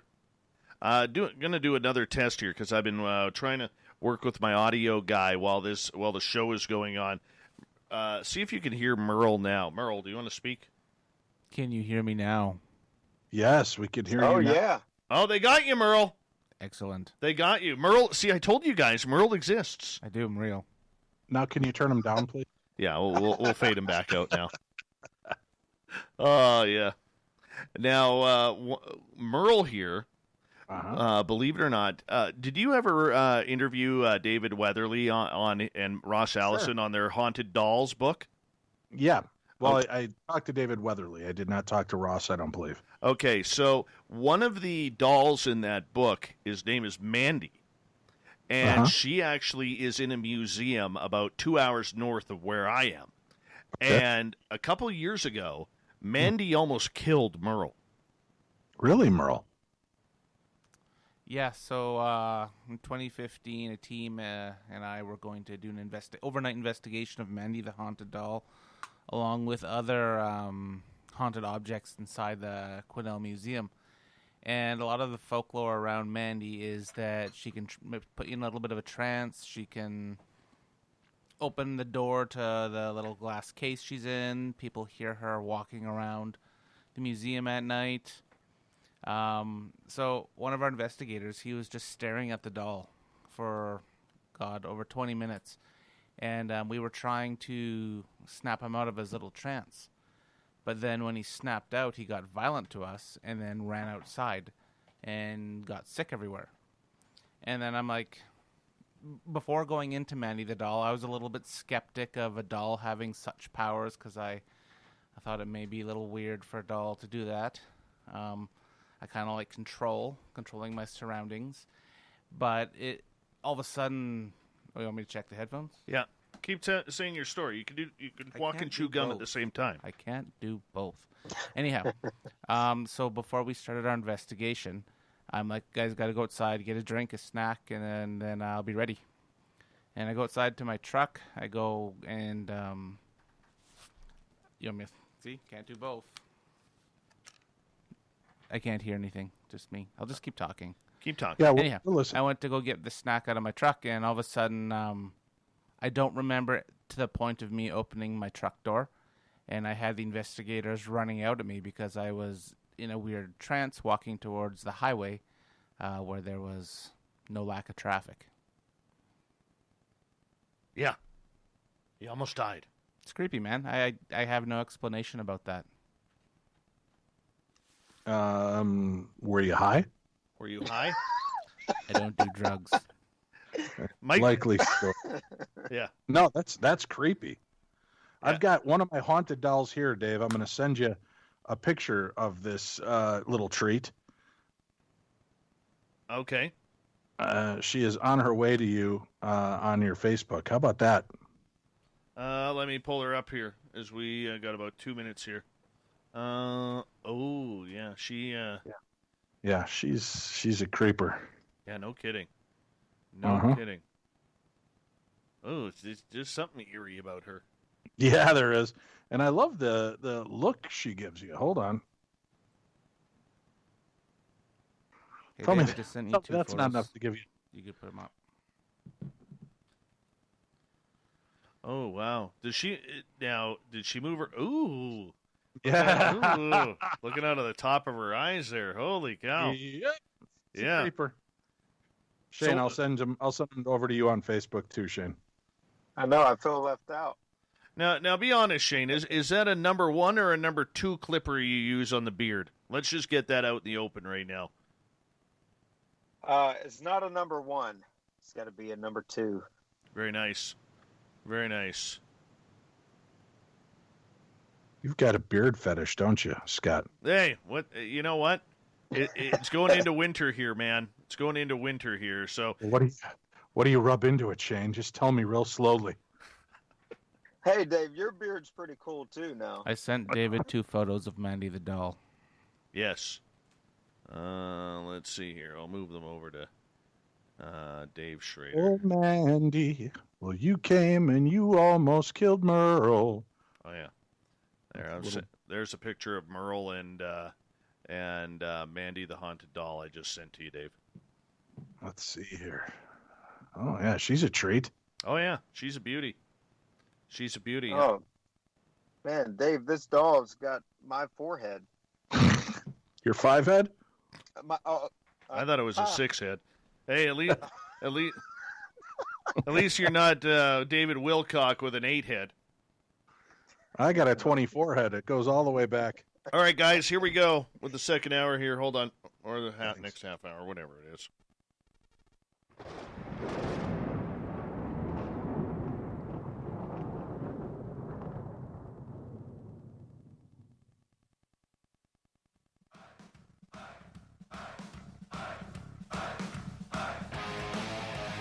Second half hour of Spaced Out Radio, or make that. We passed the halfway point of this show. Dave Scott here, hanging out on the microphone. Merle in the studio, and a couple of great guests waiting for us to bring them back in. I want to remind you that if you've missed portions of this show or others, check out our free archives by going to youtube.com/Spaced Out Radio. Do me the favor, hit that subscribe button.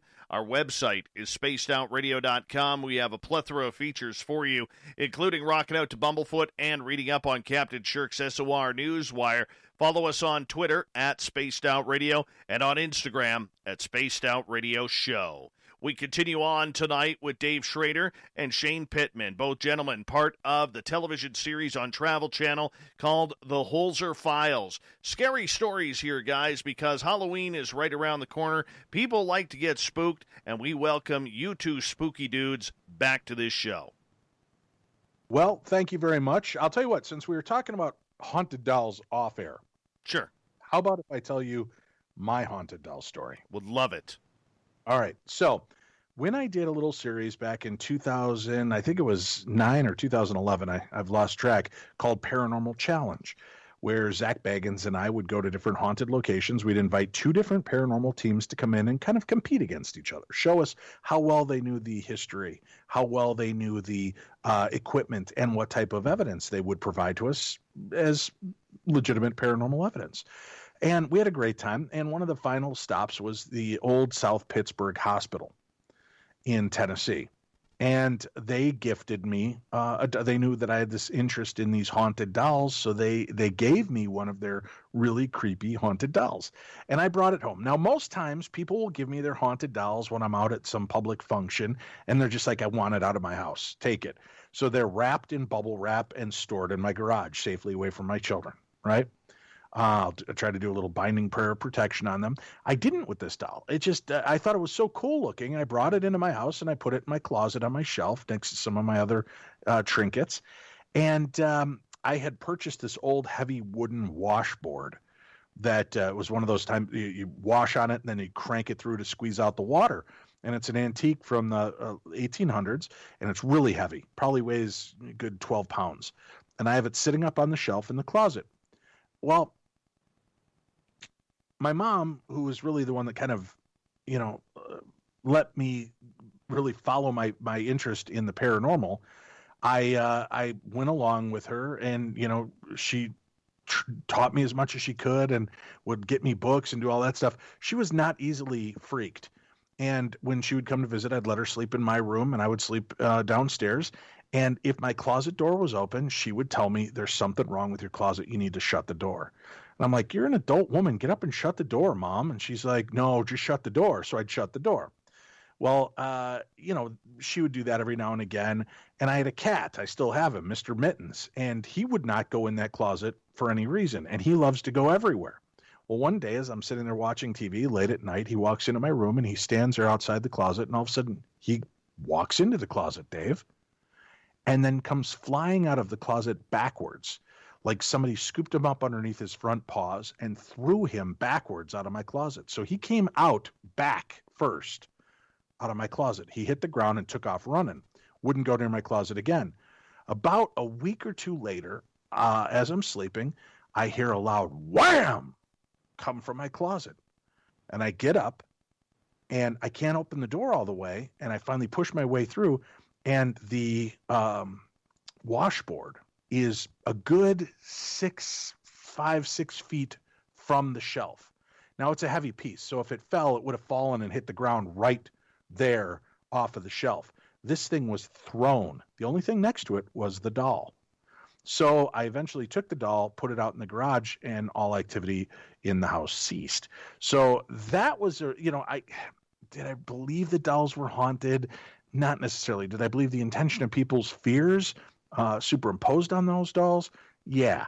But I got to tell you, this doll, whenever it was in a room or something around, something weird would happen. And I cannot explain how a cat came out backwards, flying through the air from my closet. I have no explanation for that. That is just creepy. Shane, when you think of haunted dolls, have you, or before you met this guy here, Dave, had you dealt with many haunted dolls or haunted objects like that before? No, not too much. I didn't really have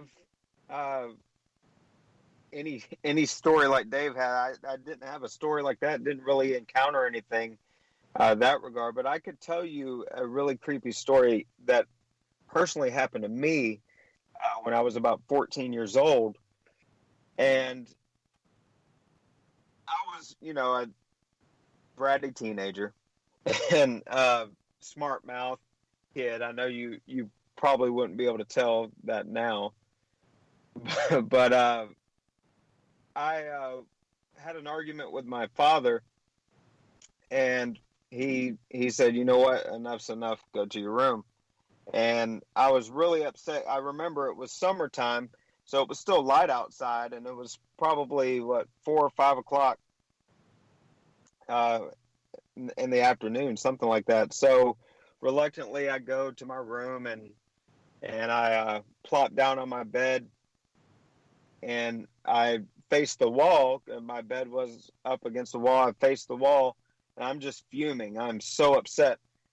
So a period of time went by. It wasn't too long of a time. All of a sudden, the only way I could describe it is it felt like an evil wind, if that makes any sense at all.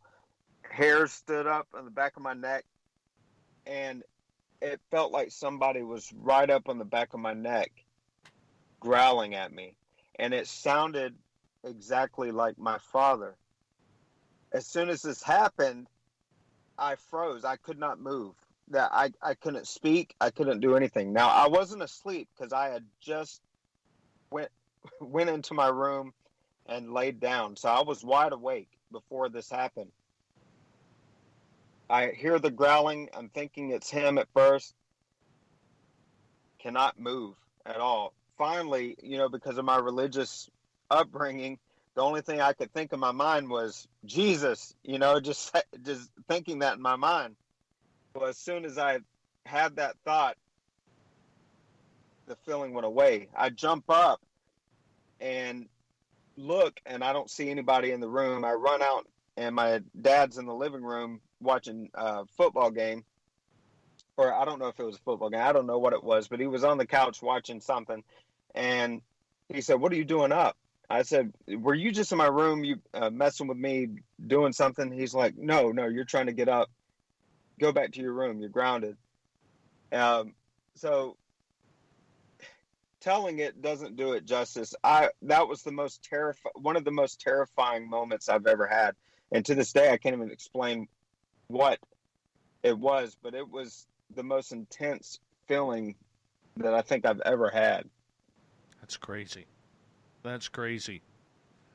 I got to ask you guys, I mean, when you guys are going around here and doing your show, Dave, I know you have a strong religious belief, and now, Shane, I'm learning you do too.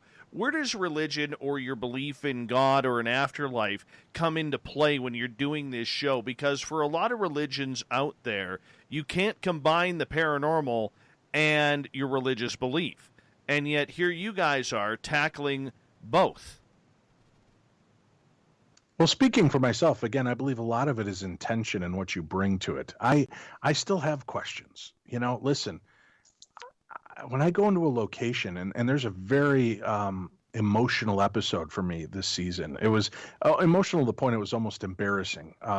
We had to stop production 3 or 4 times because I would just start bawling. it came at a weird time, this episode at Franklin Castle in Ohio. And while we were there and I started hearing this story of this family and some of the tragedies and the fact that they lost their daughter due to complications of diabetes. And almost exactly to the day, 2 years earlier, I had almost lost my daughter to diabetes. And as she's telling me this story, I just started, and Shane's there watching every interview so he can take copious notes so that if anything is triggered for an experiment, he knows what to look for. And I tried to power through the interview, and even with my voice cracking and breaking, and at one point I just had to get up and I excused myself from the room and just sobbed uncontrollably for about 4 minutes, cleaned myself up, got back in there, finished up the segment. And I broke down a few times during the episode. I don't know how much of that they'll use. I hope not too much because it's not that I'm worried about looking too sensitive or effeminate or whatever. I could care less. I'm a dad who is relating to the loss of a daughter. And so that doesn't bother me, but I just don't want that to distract from the story and the narrative of it. So it'll be interesting to see what makes the actual episode. But in that instance, you're there and you're trying to communicate and you're trying to open yourself up to it. And my question then is, what kind of God leaves a child's spirit behind? And sometimes it's hard to rectify with my religious beliefs. But some things that have been brought to mind, by mediums and others, even like Cindy, she'll tell me, D, you got to realize that this was a child's spirit. It was a child that passed away. But if we believe in reincarnation, which I do, she said that you're putting the constraints on the spirit as though it was only a young 13 or 14-year-old girl. The spirit may be much older. The spirit may have been on its 3rd or 4th or 18th incarnation at that point, and it elects to stay in that house because it was fun for her as a child, and she loved being there. And that's the way she's choosing to portray herself. And then you think about how many places see Grandma's spirit younger, or sometimes even as a little girl. Well, we know Grandma died at the age of 89, so the spirit makes no sense unless that's how she wants to project herself, because it was a moment in time where she was happiest. And that's the place she wants to be. I joke around. I tell Shane, if and when my time comes, you won't see me looking like a big, fat, bald white guy with a gray goatee. I'm going to look like ass-kicking, tight-assed, tight blue jean, fluffy wham hair, 1984 Dave Schrader. That's how I'll choose to show myself to the outside world. So if you encounter me and I look like me now, understand that's a demon. If it looks like George Michaels and Bruce Springsteen had an illegitimate child, that's me. That'll be my real spirit. Well, at least we now know where Jimmy got his look from. What? Oh, the other radio guy. Oh, yes. You threw me for a loop there. I don't know I don't think of Wham or Bruce Springsteen when I think of Jimmy. Sorry. I think Motorhead. Oh, very true. Very true. Yep. Shane, how about you? How do you go within the personal spiritual debate of yourself between being a man with Christian values and dealing with the paranormal, which is fretted upon by many in the religious community? Well, one thing that I can definitely say with certainty is there is... One thing he can't say with certainty is the word certainty. Yes. Yeah. Well, besides that, is that there is something more than this life. There's been too many instances that I've had that has proven that fact. Even with my religious upbringing, there's been a lot of things that have happened in my personal life with family members that I've seen that has proven to me that there's something greater than myself, and there's something greater than all of us. How I bring that into what I do now is trying to be unbiased as possible, because there's been a lot of things that I've seen throughout my career that has thrown me for a loop. Things that I thought was one way wasn't. Case in point is the whole the demons thing. Now, is it possible there's demons? Yeah, absolutely. But a lot of cases that I've seen is just, case in point, the Whaley House, Dave, you can attest to this. We could have jumped to the whole demon thing with the Whaley House case from season 1. But what we concluded, and I think we can agree on, is it was just a really pissed off spirit. It just, maybe earlier in my younger days, I would have said, oh my God, that's a demon. So I think going into investigations now and doing what I do is try to be level-headed, try to look at everything that's going on around me and make judgments based on the evidence that we collect, but keeping in mind that there could be, keeping in mind that there's more out there, and not to be closed-minded, just try to keep that open mind. Have either of you had any of your religious friends or family come up to you and really try to, explain that this is something you shouldn't be doing or messing with due to your faith or due to anything? Oh yeah. To this very day. My mother, that I love dearly, she is still a devout Christian, and all the time she's like, Shane, you know what this stuff is. You know what this stuff is. You were brought up being taught, what this is. And she's constantly telling me to pray over myself and all of that. Now, being the loving mother she is, she's supportive of what I choose to do. But at the same time, yeah, it's always a conversation that we have. How about for you, Dave?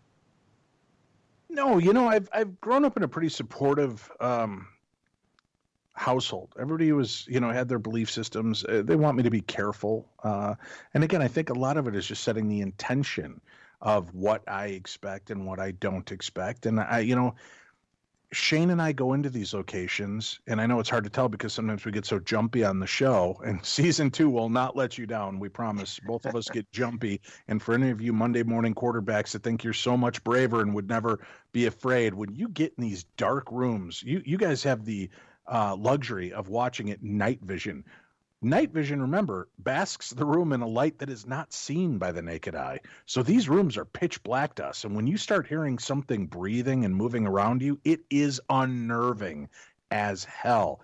So, we try not to go in with fear. We try not to go in with trepidation, but your human side takes over sometimes, and you've got to try to collect yourself. And there are times that one or all of us will start to get really shaken, and somebody has to step up and kind of get us back on the straight and narrow and recalibrate the brain. And that's what we do. And that's why I think we work really well as a team.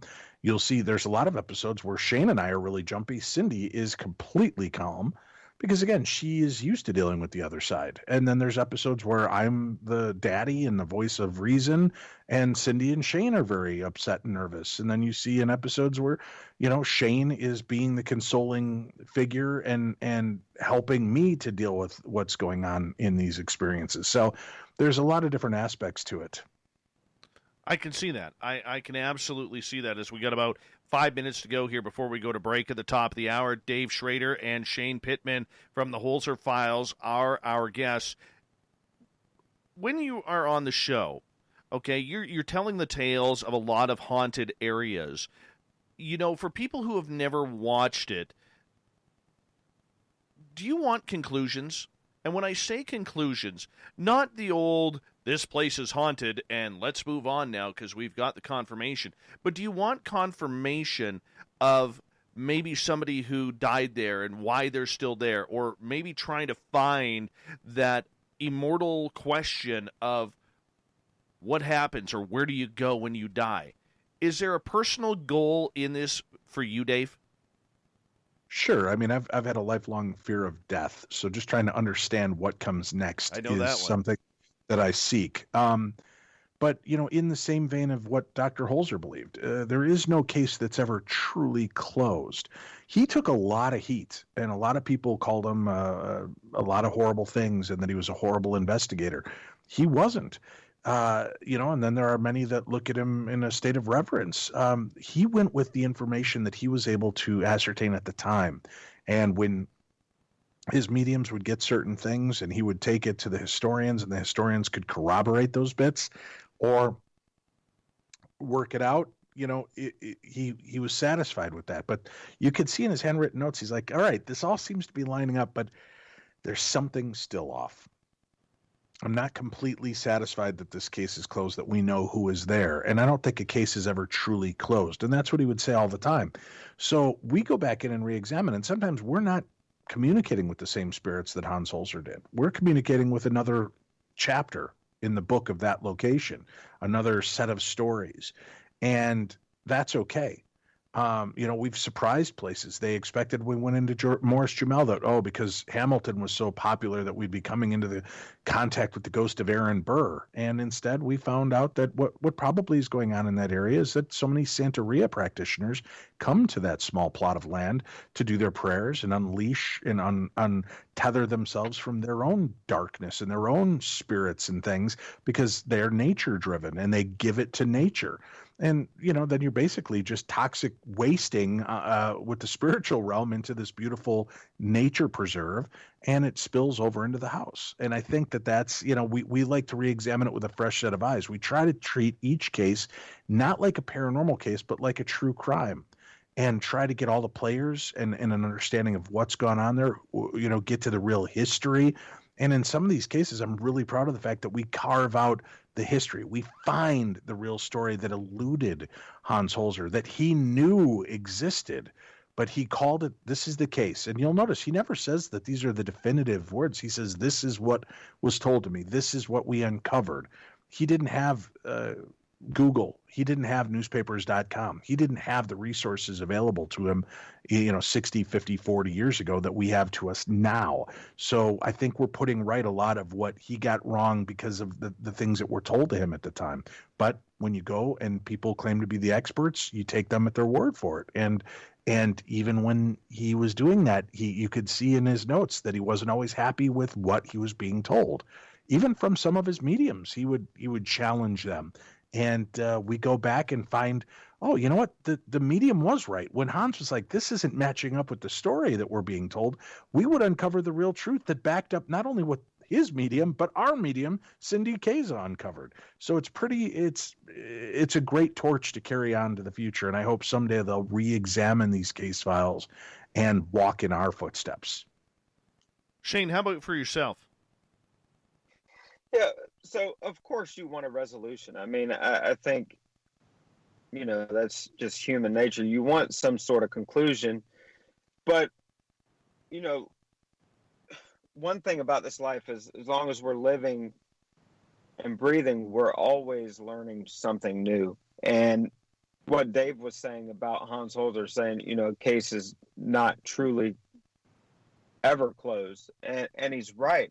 I think that the pieces of the puzzle that we're putting together now may look a little different in 30 to 40 years, because there's some cases that we've been on where we thought a particular haunting was taking place and a curveball was thrown and it was a completely different haunting than what was in the original case file. And, we found new pieces of the puzzle. And I think, years from now, there's going to be additional pieces and additional information that could be added to these files. And then, as long as there's life here on Earth, I think there's always something to learn. For sure. Gentlemen, I'm going to get you to hold on right there because we are going to go to break here at the top of the hour on Spaced Out Radio. For the next half hour, we have Dave Schrader and we have Shane Pittman, two of the dudes of the cast of the Holzer Files, and we really appreciate them coming in, talking some ghost stories as well. We're going to try and get Merle in here now once we come back. That way, it'll be one heck of a great paranormal last half hour before we turn things over to the shift in Vancouver to go right across Canada. The thought of the day, the news wire, jam-packed. Hour number 3 of Spaced Out Radio is next.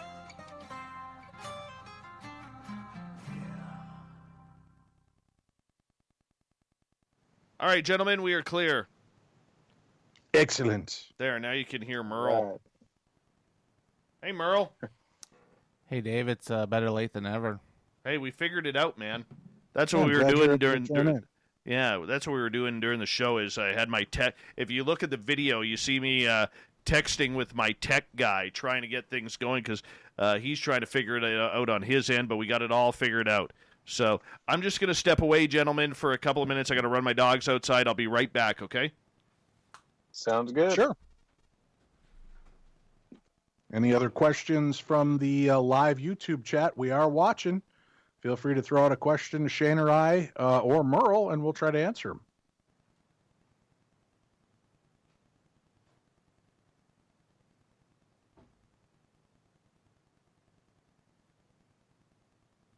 Sad news today. The lead singer of The Outfield passed away. I don't know if you saw that, Shane. The lead singer of what? The band The Outfield? The Outfield. Oh, my God. I forget how young you are. You can't be friends anymore. Hey, man, look. Who was the Outfield? Oh, my God. Let's just step away. Oh, my God. Oh, good Lord. Name a song of theirs. I might know it. No, you just go do some education for yourself, because if I have to walk you through and hold your hand into educating you on great 80s music, then I'm going to be disgusted before the show's over. Hey, man, I wasn't even born. I was just being born. I was 84, man. Wow, 84. Yeah. He's younger than me. I'm 82. My wife's 81. Good era. Yeah. Just looking in the chat room. What about the Cars? My top 5. Yeah, I love the Cars. It's a shame we'll never get to hear that reunion either. Gosh, we get Benjamin Orr and Rick Ocasek both gone now. The Cars, they were another 80s band, 70s and 80s band, Shane. I know who the Cars are. Now, now Nicole wants to know thoughts on channeling and physical mediumship. Hey, if you're adept at it, great. I have no interest in letting a spirit work through me. That's how I feel you open up for attachments. That's why Cindy's very cautious, and you don't see her doing that either. She's very, very cautious on what she allows to have happen. You know, the automatic writing, I think, is as far as she goes. I find the automatic writing fascinating.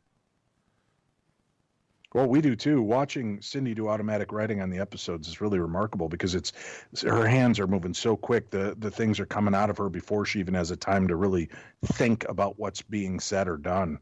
And it's pretty remarkable to actually witness it, live in person. Totally. Now, Denali says she has a question. She says, I rarely find only one spirit in any place. Has this been your experience as well? I think some are more powerful than others. Some are wanting to be heard or seen. So in some instances, we'll only encounter one while we're at a location. In other instances, it seems that Shane and I have been in places where we think there's upwards of 10 to 12 spirits still hanging out. Kind of coexisting in layers that they don't even know or see each other. Right. Yeah, it's just a case-by-case thing, It varies.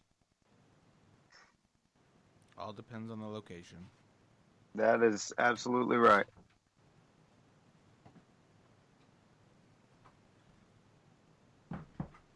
Merle and his partner Jeff actually a couple years ago, one of the haunted museums around here where I used to hold our ghost tour before COVID, actually got a picture of an alien in one of our buildings. Really? Merle doesn't believe in aliens. Satellites.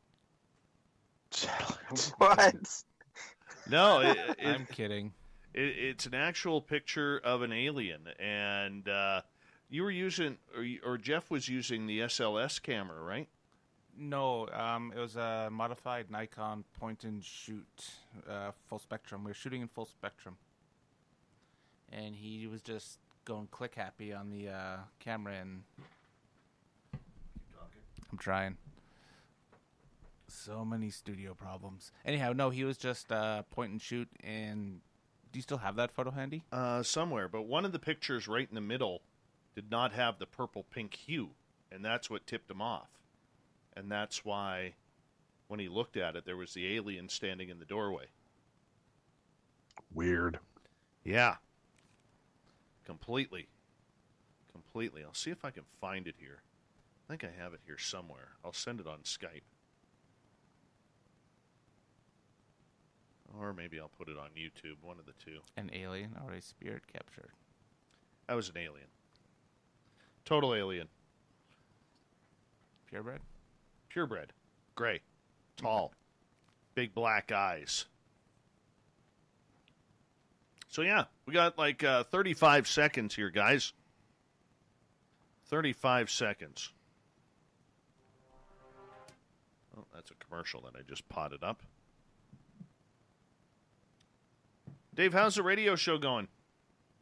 It's going well. You know, we just made a big changeover. Saw that. Yeah, it's going well for us. Excellent. Yeah. Well, when I finally finish my book, I'm on chapter 8 right now. I hope we can do something. Hold on, guys. Here we go.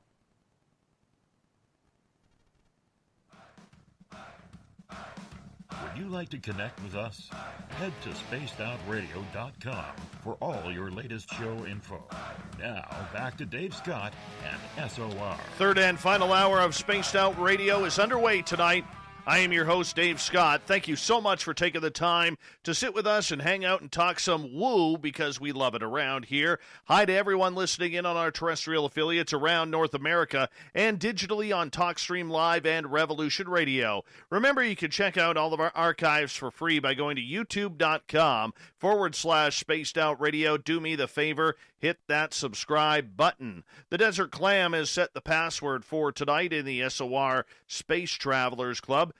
Danocaginous. Danocaginous is your password. Use it wisely, space travelers, as the Clam sets the password each and every night right here on Spaced Out Radio. Our website is spacedoutradio.com. We have a plethora of features for you, including rocking out to Bumblefoot and reading up on Captain Shirk's SOR Newswire. Follow us on Twitter at Spaced Out Radio and on Instagram at Spaced Out Radio Show.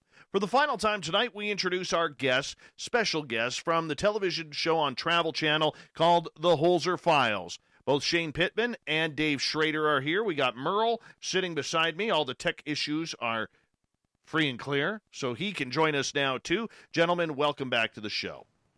Good to be here. Thanks for joining us, and thank you to all of your amazing audience for hanging out with us tonight, too. All right. Yeah, thank you. Oh, I appreciate that, guys. And the fact that you would take time for little old us way up here in Canada where it's snowing, you know, we appreciate that. We do. We appreciate that. Yeah, Minnesota got, I think, 7.5, 8 inches today. Oh, nice. Yeah, we didn't get that much. They win. They win. They win. We're waving the flag Yeah, here. It's about 65, 70 degrees in good old Georgia. Must be nice. Must be nice. Hey, I just sent you a picture, Dave, outside of my bedroom window from earlier this afternoon. Oh, thank you. Thank you. I will take a look at that here ASAP. Dave, you have... Oh, that is nice. That's a nice backyard you got there, Dave. Thank you. Is that a place to hide bodies? Is that a stream back there? Daughters. It is a stream and a little pond. Now, what kind of fish you got in there? I don't know. It's outdoors. I try to avoid it.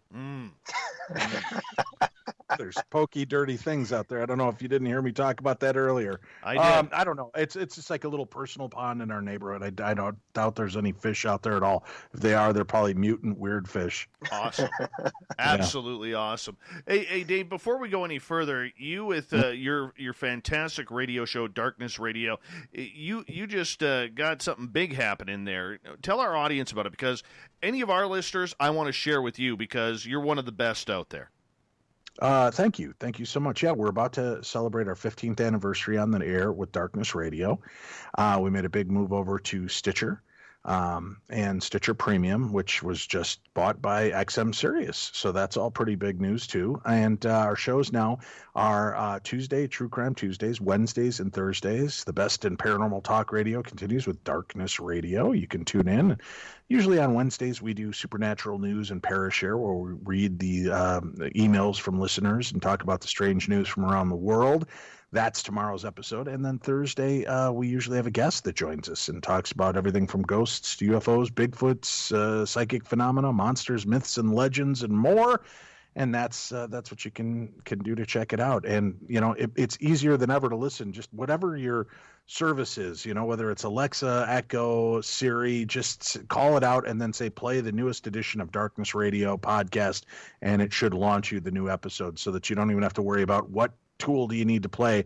It should be found just about everywhere. Congratulations on that. And then maybe when this is all done, you could give me tips on how to do that as well. And I know you're going to be like, shut up, Dave. Shut up. I would never. I've always been for expanding the universe of all of us. And I think it's great that, people can work together. I'm not an egotist when it comes to the show. Even though it sounds like it by me saying the best in paranormal talk radio, I just believe if you believe something and you're earnest about it, you bring it forth, you will it into existence. That's how my entire life is steeped in the paranormal, Dave Scott, from being a kid wanting a radio show to being an adult who got his radio show, to a kid that was fascinated with the paranormal, to be an adult doing a paranormal radio show and a TV show and live events. I believe manifestation and intention is huge and can affect positively or negatively. You're willing to affect the life that you want. And that has, I've got that in many different ways. I got to ask you, in regards to the paranormal, Dave, are you someone who likes a lot of this tech gear when you're trying to communicate with spirits, or are you someone who prefers to go in very limited and use your own intuition to try and figure out the answers? It's a little bit of both. I have, like the SLS camera, I enjoy it when it's working. We've had a lot of technical issues with the SLS cameras. I don't know if it's spiritual or what, but something's shutting them down a lot. I'm very proficient with EVP. I think Shane can attest to that. I finally got a DR60 recorder this season, and we get some alarming and really cool EVP throughout the second half of the season. And because they're showing the episodes out of order, it'll be sprinkled in throughout. But I really like to kind of soak in the moment, be there. And because I'm lucky enough to have a cameraman following me around, I really don't worry about the rest, because if we're gonna capture something, we're gonna capture something. Shane has that place wired up with static cameras in every place that's important to the investigation. We're carrying audio recorders, and once in a while I'll utilize some other tools like shadow trackers and things. But I know that we've got it covered, and I really like to just try to be in the moment. And I learned that lesson in Whaley and on the USS Constitution from season or Constellation. What was it, Constellation or Constitution? Shane, I'm losing my mind on that one.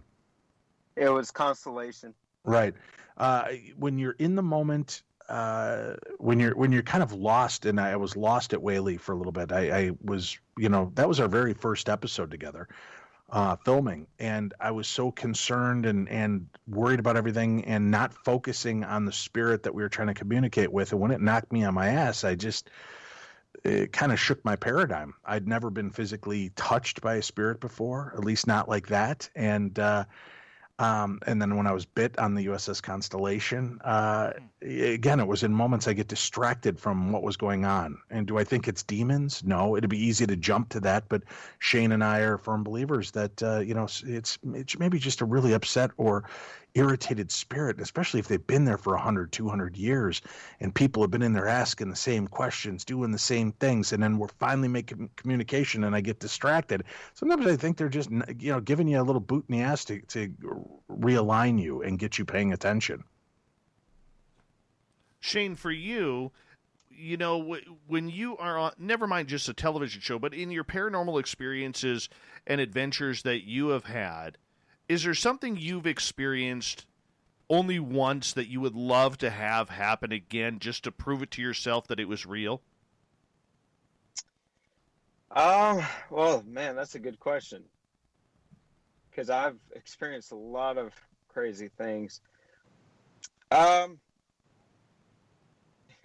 is going to be a funny answer, but yeah. So there was an experience here locally at one of the local haunts here where I took my brother, and normally my brother doesn't really go and do the things that I do, but he reluctantly agreed. And he's a calm natured guy like myself, and I've never seen him have an experience or get spooked at all. And we were at a location, and it was at a jail, an old haunted jail, and one of the cell doors physically, I mean, it slammed as hard as it could right behind him. And I have never seen my brother jump as much as he did that night. And I would have to say, because I've seen a lot of crazy things, from apparitions to all kinds of crazy things. One thing that I wish would happen again is for my brother to have an experience, because it shook him to the core, but you know, he still has that skeptical side to himself. I would love to see my brother have a profound experience again. Because it would be really cool for him to come out to some of my adventures a little bit more and check them out. So I think seeing him have an experience would be something I'd want to see. That reminds me of a story with my father, where my dad didn't believe in any of this paranormal stuff, but he started over the years kind of opening up to it. And one day I took him out to one of my ghost tours that I was doing here, and he was holding a K2 meter. And all of a sudden, right by him, his K2 meter starts going right to red. And there was a little girl in the upstairs foyer of this house. And she was known to attach herself to grandparent-type people and to mothers who came along. And so my dad is holding this K2 meter, and he's like, "Hey, Dave." I said, "Yeah?" "What's up, Dad?" He goes, what does this mean when all the lights are going off?" I said, "Well, Dad, usually it'll mean that there's a ghost right beside you." And all of a sudden, watching my dad, all of a sudden he starts shaking like anything. And he couldn't believe it. I said, "Dad, why don't you just open up your hand and see if she'll ask her to take your hand, because normally she will." And so he puts the K2 meter in his other hand. He opens up his left hand, and he's like, "Would you like to hold hands with me?" And be darned if he didn't feel the hand of a little girl press into his palm, and he kind of gripped it, and he was just like, "I can't believe this is true. I can't believe this is real." And wow. To watch that happen, it was just phenomenal, absolutely phenomenal. And Dave, for you, have you had an experience with a family member who you introduced to the paranormal like that? One of the greatest moments for me doing these live events, we started Darkness Radio events back in 2006. We were the first kids on the block to start doing these large paranormal conferences. And my mom and aunt would come along, and here they were kind of the instigators while I was growing up of, and I shouldn't say instigators. They never pushed me in any of it. They were always there just to answer questions about the strange and supernatural phenomena. And both of them were fascinated by it. But watching them, and my dad started coming along, and just being able to watch them watch me capture the attention of 250 people or 1,000 people in a room and bring them in with our ghost stories and make them laugh or jump or cry with the way I told the stories. That was really great for me. But then, my mom and aunt went to Waverly Hills Sanatorium with me, and they really wanted to have an experience. And Adam Bly, the demonologist, was there. And Adam came running out of the building, super excited. He's like, "This never happens. The spirits never make themselves known when I'm around. I'm a demonologist. This is so cool." And my mom's like, What? So he grabs my mom by the hand and drags her into the building, like flying. He's so excited, like a little kid. Takes her to this room where everybody's standing there, and you can hear somebody walking in this room back and forth, pacing. And Adam's like, "This is crazy. This is so cool." And to see the just my mom's face beaming, and she loved John Zaffis and Mark and Debbie Constantino, and for her and my aunt to hang around with them and get these remarkable moments of paranormal. And as my mom lay dying 4 years ago in the hospital bed, and we were talking, I said, I'm really glad you got to come with me on all of these events. I hope they make you feel better about what comes next. And she said they really did. And you could tell there was no fear in what she was about to transition or go to. And she enjoyed those moments and seeing those things and hearing those things. And, after she died, I kind of felt like my greatest cheerleader had left. But then, my dad, to his credit, who's not a real big emotional guy, he's come up to me and he said, you got to get your book out there, son. You've got to write your book. You've got to tell your story and share it with people, because you've had such a remarkable life with the paranormal. And he's my number one cheerleader. He really roots me on. So my dad, Jim, is filled in admirably. He's always been a great support, and I love watching the look of pride in his eyes when I'm doing my talks or leading my ghost hunts, but knowing that he believes in me enough to want to see me continue, and he listens to my radio shows and watches the Holzer files and continues. It wasn't just reluctantly watching it because mom made him. He still loves doing that. That's important to me. And I'd like for him to have an experience with me on one of these events, but if it doesn't happen again, that's fine as well. But that also says the importance of a parent being very proud of their child for their accomplishments, no matter what. So that's kind of cool, too. Yeah, it definitely is. That's, family's been a big part of my life all along. And I've taken a couple of my children ghost hunting. And in this season, I actually used one of my children to help me communicate with the spirit of a child. And, in a unique way. She was not on site with us, but she did something that I thought was very sweet and profound. And and Shane can attest to this. I believe it helped us bridge that chasm between the living and the dead and made the spirit feel more comfortable communicating with us.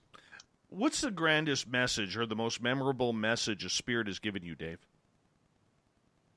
I would say it was when my grandfather passed away. I went into a deep depression, and I was there for a good month, just in dark places. And my grandfather came to me in a dream visitation.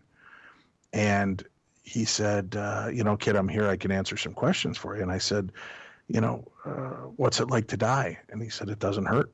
And I said, was there everybody there to greet you? And he said, yeah, my parents and grandma was here. And, he just answered so many great questions. But his main thing was just enjoy the life you've got. Stop worrying about the death that is going to come to us all, and enjoy the life that you have. And I wish that would have placated my fear of death. It didn't. That only happened recently this year when I took an ayahuasca journey with Cindy Keza. That really kind of finally subsided my fear of death and my fear of snakes all in one fell swoop. But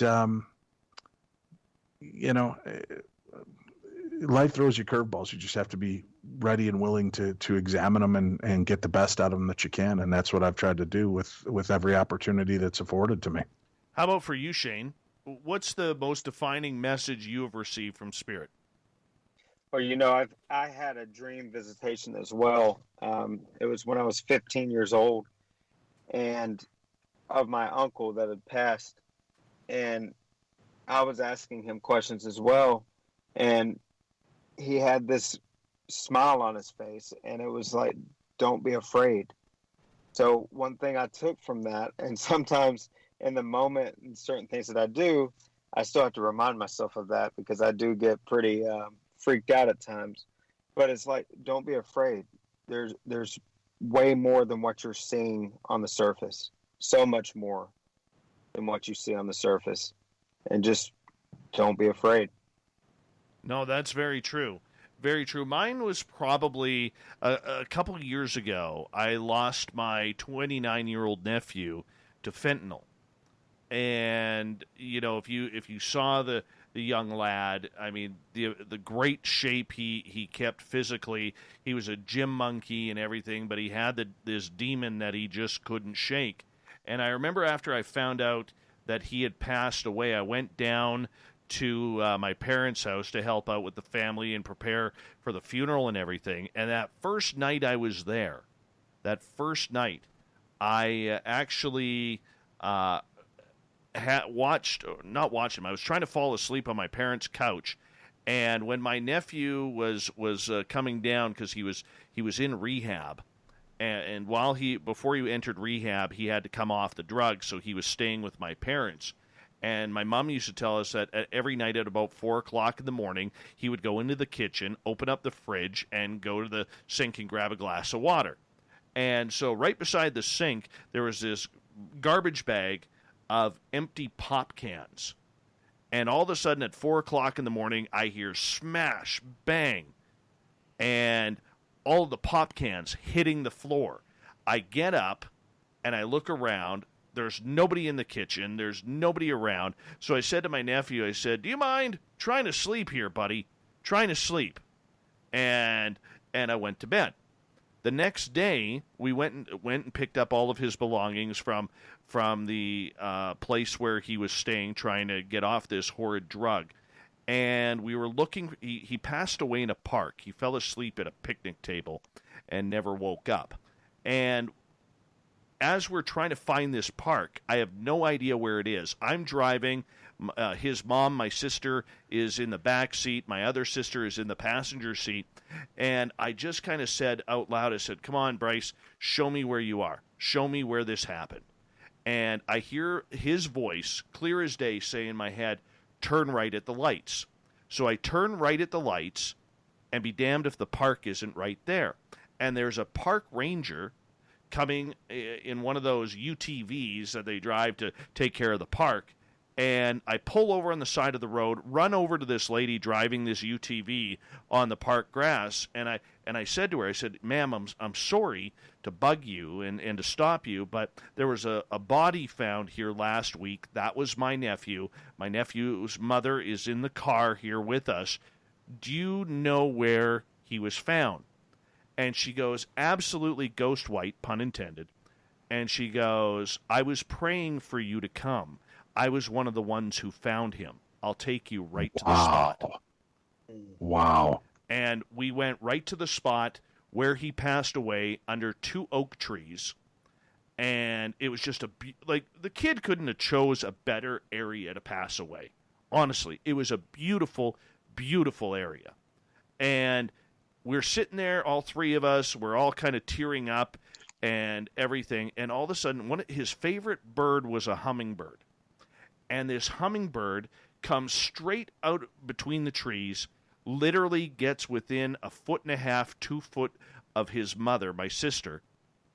And then after about 2-3 minutes, this hummingbird shoots right straight up into the blue sky.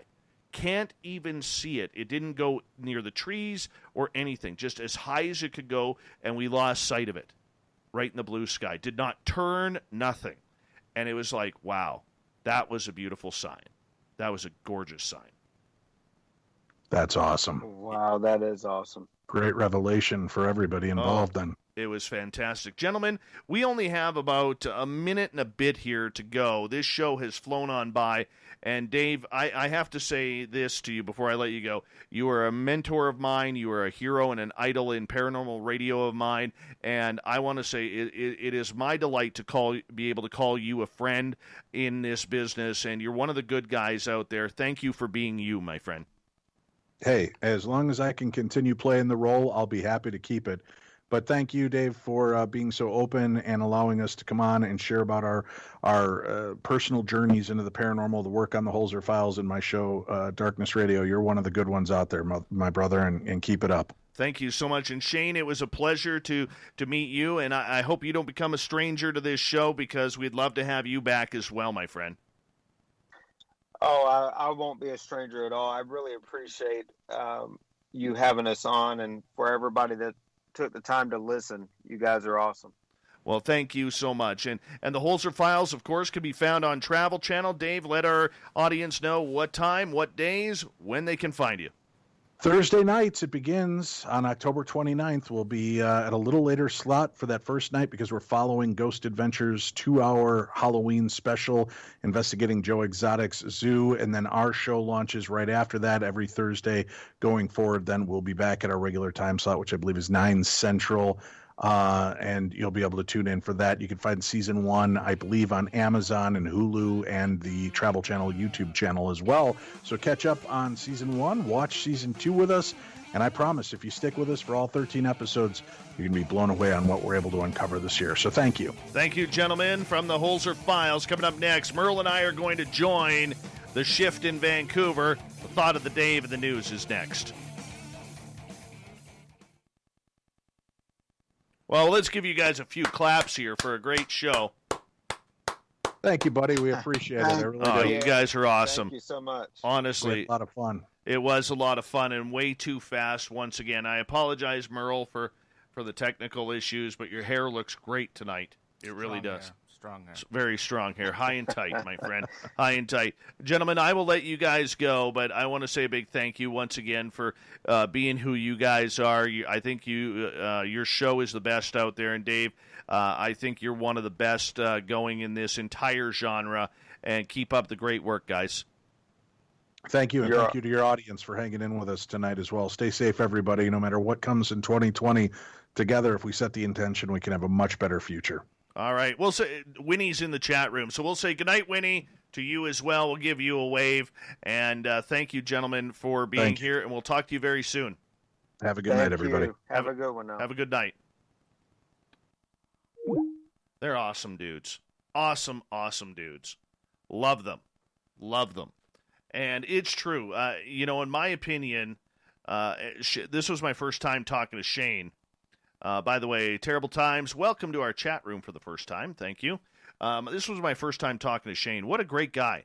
You can tell, I've interviewed enough people to know when you have honest people who are with you in this business, and you can tell that Shane is a very honest, cool guy.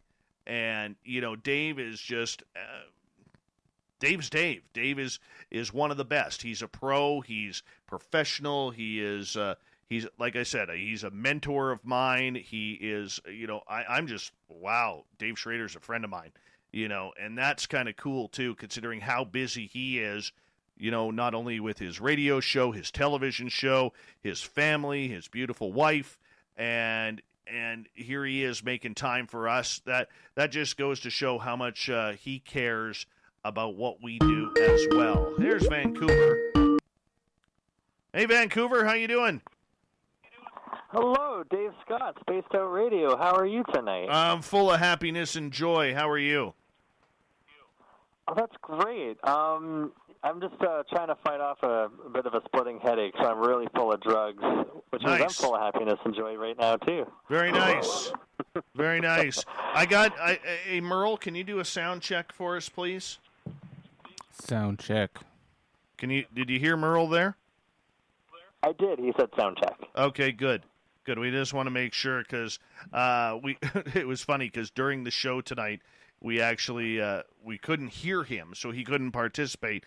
But we got everything straightened out now. So we got Merle here to tell his story, and then we got the Bigfoot stuff, and then we're good, man. We're good.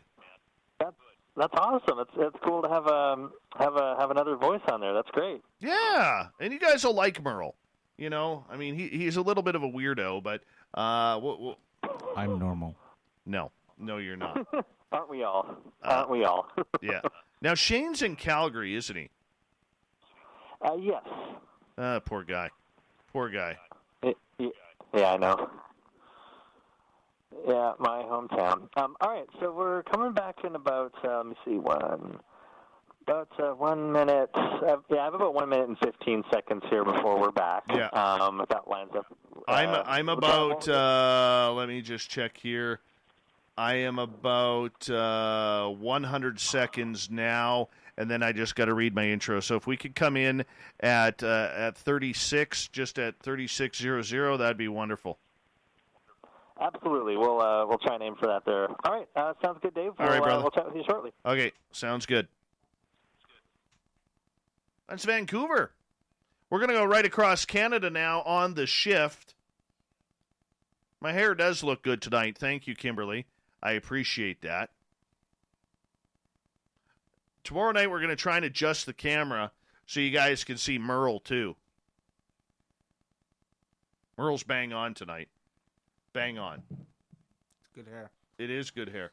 Now, the reason why we weren't having technical issues with your microphone, it's just that you weren't very close. That microphone, because of the foam on it, you have to get, like, right close to it. Make love to it. Maybe give it a little tongue action. No. Little closer. I'm not going closer than that. That's awkward. That's awkward. I know, but you have to. We got to be able to hear you because this is radio. You can hear me if I talk louder. How's that? You can't because then it'll echo through my microphone. Dilemmas. There you go. There you go. That's what you want. Right there. We want to hear that sexy Merle voice. All right. That was a strong show. Very strong show. Very strong. All right, we're going to come back here momentarily. I guess that's okay, because they see everybody else who's sick, I suppose.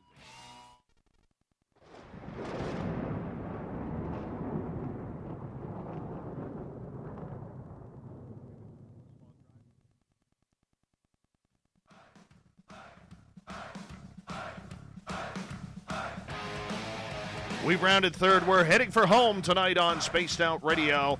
I am your host, Dave Scott, sitting in the captain's chair of SOR headquarters. Thank you so much for joining us tonight. I want to remind you, if you've missed portions of this show or others, check out our free archives by going to youtube.com/Spaced Out Radio. Do me the favor, hit that subscribe button. Our website is spacedoutradio.com. We got a plethora of features for you, including rocking out to Bumblefoot and reaching up and listening and reading up on Captain Shirk's SOR Newswire. Let's head to Vancouver right now with All right, Big at Shane. this time of night, on this kind of night, we tend to talk about weird and strange things. Yes, we do. And Dave Scott with Spaced Out Radio is our guest. Hey, guys. We connect with Dave and find out what's happening. Normally, this is where we tune in and Dave's promoting something. No, I'm done. I actually ended early because I felt bad. Oh, did you? I did.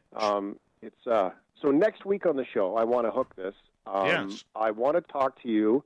I've been watching The Secrets of Skinwalker Ranch on the TV, and that I have questions. Okay. So let's plant that seed now for next week's conversation. Yes. And invite everybody in the meantime to maybe watch the show. It's on Netflix. And it's really great. It's actually a very well put together show and entertaining, if nothing else.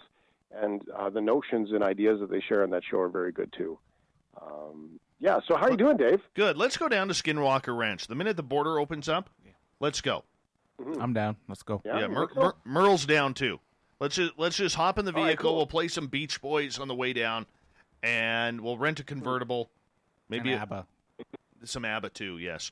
Absolutely. Okay. Well, I might take my own car if those are your musical choices, but I'll drive in a caravan with you. Absolutely. Let's do this. All right, introduce us to Merle here, Dave Scott. Who do you got there? From the Paranormal Road Trippers, based out of Langley, British Columbia, I have my good buddy Mike Morin. I call him Merle. And Merle here is a paranormal investigator. He's been around the scene for a while.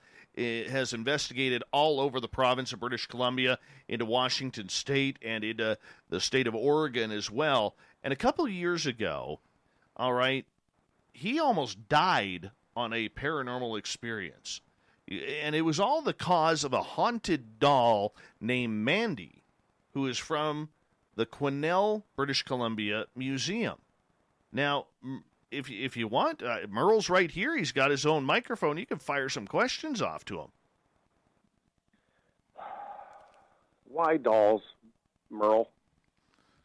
Why is it I don't dolls know. are I was always questioning the that scariest, before we freakiest of went all to the our things? investigation. Before we investigated Mandy the doll, I was extremely skeptic of haunted objects, haunted possessions. You see them in the movies, you see Annabelle and all that sort of stuff.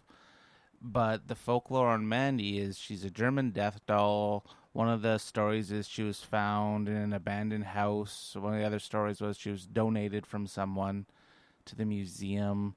Staff say that the glass cases she's in, the door opens, you can hear babies making noises, which would be Mandy the haunted doll, which is a baby.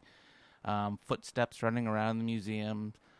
So our paranormal team at the time was like, hey, let's go talk to Mandy.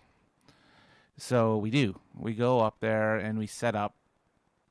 And the doll was wigging me out when we were there. And I normally don't get like that with dolls. Like, I'll find them creepy. But that's about it. But there's something about this doll that we were drawn to. One of our investigators at the time, he was staring at the doll, and we couldn't break his concentration. He was doing it for about 10, 20 minutes, and we were yelling his name, we were shaking him, we were snapping abrasively around his face to get him out of his trance. And all of a sudden he came out of it himself, but then he ran outside and got sick all over the parking lot. And he's like, I don't know what happened, man. I don't know what happened. And we're like, wow, it's freaky, this doll means business. So I'm like, where's the doll? But before we investigate, I'm like, I got to go to my truck to grab, I wanted my snacks. I had a snack and a drink I wanted to have before we start because it was going to be a long night. And so the last thing I remember was when I was going outside, I was opening my truck door. The last thing I remember. And then all of a sudden, I woke up out of, I guess, a trance for me was my team members coming out to stop me from walking onto Highway 1. I was walking right towards the highway. And there was traffic going on. Absolutely. Now, how freaky is that? It's just a doll, they well, say. It's interesting to kind of look at it from the two perspectives of A, the trance, and B, the catatonic member of the team who sort of just gets frozen in time there. Because there's two different things going on, eh? 100%. Yeah, absolutely. And you know, the fact that they were able to shake him out, like you got between, what, 10, 20 feet of stepping onto the highway before you got grabbed? Yeah. That's about right. What do you recall? Did you sort of, air quotes, wake up on the highway and go, whoa, what's happening? Or were you sort of on the sidelines watching this happen? No, I don't remember. It's like I got knocked out. That would be the same sensation. I woke up to one of our team medium yelling at my face, what the F are you doing? And I was like, I don't know. Well, here I am. And then one of my snacks. Cut me some slack. Yeah, then we took a break and we just did the investigation. Well, help us understand, because you said we got there, we set up. So what does that look like when you get there and here you are, you're walking into a small-town museum, there's this creepy-ass doll, and you said, we were going in there, we're getting ourselves set up. So what does this kind of thing look like? So when we set up for an investigation of scale like that, we have multiple infrared cameras, we have multiple full-spectrum cameras, so we set a lot of static cameras up because we want to capture anything that can happen in or around the doll. So we had 2 cameras facing Mandy the doll, then we had, I think, 2 or 3 others in different areas of the museum, all basically started recording at the same time. But we're also running multiple audio recorders, and before we started our investigation or focusing our attention on Mandy, we have multiple devices like a millimeter and a K2, which detects electromagnetic frequency and whatnot, because we're doing baseline readings on the entire museum where we're looking for, are there spikes in the electromagnetic energy, are there temperature spikes, are there pressure spikes. So we're doing all this sort of stuff in anticipation just to investigate this doll. So it's like a big operation. Yeah, it sounds like there's an awful lot going on. I'm glad that I've watched this Skinwalker Ranch special, frankly, because they use similar technologies that you speak of. So I feel like it helps me see the kind of things that would go on in this scenario. Okay, so you get there, you set up, you've got a catatonic team member, you're going for a stroll through traffic that you don't remember. And then when you got into the investigation, did the cameras catch anything beyond the influence of behavior, or was it that was the core of it? So what came next? No. So our cameras didn't catch much. So when we were doing our investigation. But the weird, this is weird. I call it weird. Other people call it coincidental, but it is the paranormal field. We left our static cameras rolling when we left for the night. And within 5 minutes of us leaving, because you can hear the audio rolling when we leave the museum for the night, and the alarm's all armed. We hear kind of the little bit of shuffling, and then both cameras just go off, like dead. So really? We don't have any evidence past that, but we did have audio rolling for the night where we do hear discrepancies throughout the night, but we can't confirm if it's paranormal or not, or if it's the building settling, or if it's whatever around the building. But we just found it really weird about the shuffling and then the cameras essentially turning off. Building settling, you just made me think of a time when I was a kid. I was probably 7 or 8, and there was nothing ever that I recall ever happening in that house where I lived in. It was in Port Alberni. But I just remember there was a big groan in the house. I remember saying to my mom, "What was that sound?" And she was like, "Oh, it's probably just the house settling." But it didn't sound like that. It was this big, growly, bubbly thing. And now that I think backwards on that, it sort of rings bells. Is that why conversation around this stuff is so important, because of these strange things that happen to normal people that don't realize might have been strange? I think so. In a lot of society, they don't believe in the paranormal or ghosts. They think it's weird. And growing up, when I would hear weird things at like my grandparents' house or other people's houses in the prairies, like family members that live in 100-year-old houses, hearing the growling, what sounds like growling or footsteps, they automatically say, "Oh, it's a car driving by. Oh, it's the wind. Oh, it's the house settling." But then, as an adult looking back on those conversations I've had with those people, there was no wind, and how does a car make a growl in the house? It's things, kind of lines they feed on children, I guess. Well, there is some brain stuff that happens where your brain it needs to fill in the hole with something. And we've always had things in our lives, our regular relationships and lives, where we don't have the info. And our brain kicks in and fills in the info with a story from the past or an idea or maybe this, and we speculate. You know, everyone's always had a relationship or partner where they were unsure about their intention or behavior, and you fill it in saying, "Oh, well, I'm sure it's just this." So it's actually a brain thing that happens to all humans. When we don't understand what's going on, we fill it with a story or a maybe. And I can see how that would really influence some of these, paranormal experiences that people are they can't explain it. Their brain kicks in without them realizing it and says, "Oh, yeah, probably just this." So they're not scared or whatever, just like mitigating fear. To me, that takes me to like hypnosis.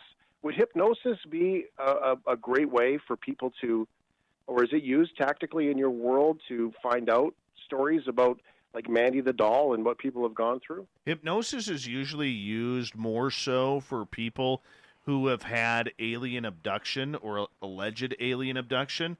When it comes to the paranormal, it's more, if you want to go down an intuitive side, you'd bring in a qualified psychic medium to kind of come in, and for most ghost teams out there, they bring in the psychic medium cold. So before they even go in, the psychic medium will go in, do a tour of everything, and they'll kind of either say aloud to the team what they found, or they'll keep everything quiet until the team has their own evidence. So while the team is out there, they're writing down everything or recording everything that they have found. So it's a little bit different on that end, but still quite useful in both ways. So in Mandy the doll, you guys have piqued my curiosity here. In Mandy the doll, there would be the notions, at least, of the doll is haunted or a spirit is attached to the doll. There is also the Robert the doll out of Asheville. We have a texter asking about that named Bill. And so that would be more voodoo curse sort of belief system related. Is there any common threads that you hear, these different stories of these dolls from around the world? Absolutely. For Mandy and Robert the doll, the key is ask permission to take pictures. Never just go up there with your iPhone and take a picture without asking permission, because the rule of thumb is they will curse you, and that is not good. So for instance, with Robert the Doll, especially because he's more popular in Florida, they at the museum literally have a wall of hundreds of letters of people who thought it was a complete joke to take their photograph with him without asking permission, and all of a sudden it was like this black cloud came right over top of their lives. There's letters of people saying, I never argued with my spouse. We're now getting a divorce. After I left, I broke my arm tripping down the stairs, got in a car accident, lost my job. There is all of these things. Please, Robert, forgive me for taking your photo. And they send the photo back. And then as soon as that photo gets back, it's like the curse is lifted off that person. And the same thing is alleged with Mandy as well. Now, the funny part about the museum up there with her in Quesnel is the fact that they get weekly, they get these psychic mediums going in there, especially during the tourism season, trying to cleanse the entire museum or send Mandy or whatever is in Mandy back to the spirit world. And they always say they all have success, but Mandy never leaves. Texter says, is the movie Mandy the Doll written about this Mandy? I've never heard about the movie Mandy the Doll. I don't think so. There's Annabelle, the movie. There's Annabelle, the movie, and that's about Annabelle the Doll. But I haven't heard of a Mandy. Or if you give it a quick Google, it looks like it doesn't look like it's like a major high-profile thing, but it's a young woman named Amber is asked to babysit her neighbor's little girl. Oh yeah, I'm looking at it right now. Strange doll. No, Mandy the Doll. It's just 2018. It's just coincidence. But if you do Google Mandy the Doll, you'll get a really nice picture of her cracked porcelain face, the little lamb. I believe there's a story about the lamb too.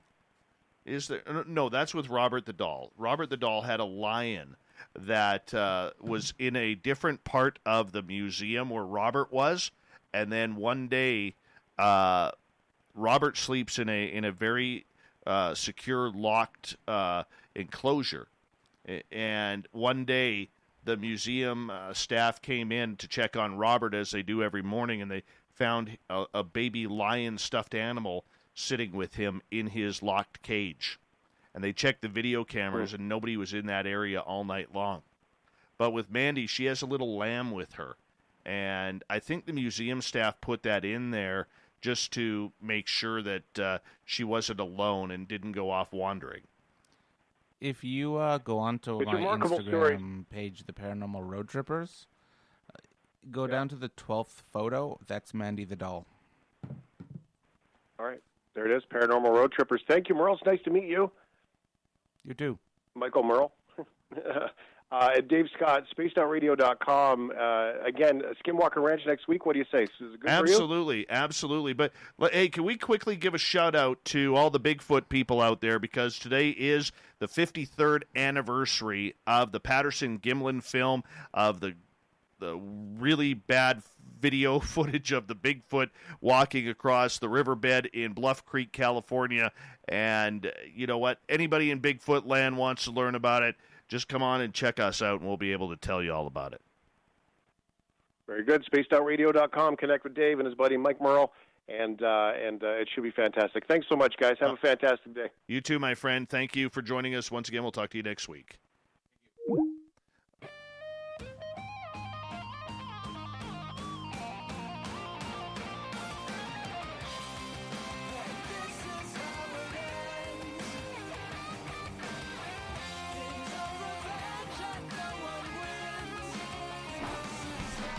The news is always changing, which is why we bring you the SOR News Wire, the back end of every show, where we get to the weird, the strange, the wacky, and sometimes the famously ufological. What does that mean?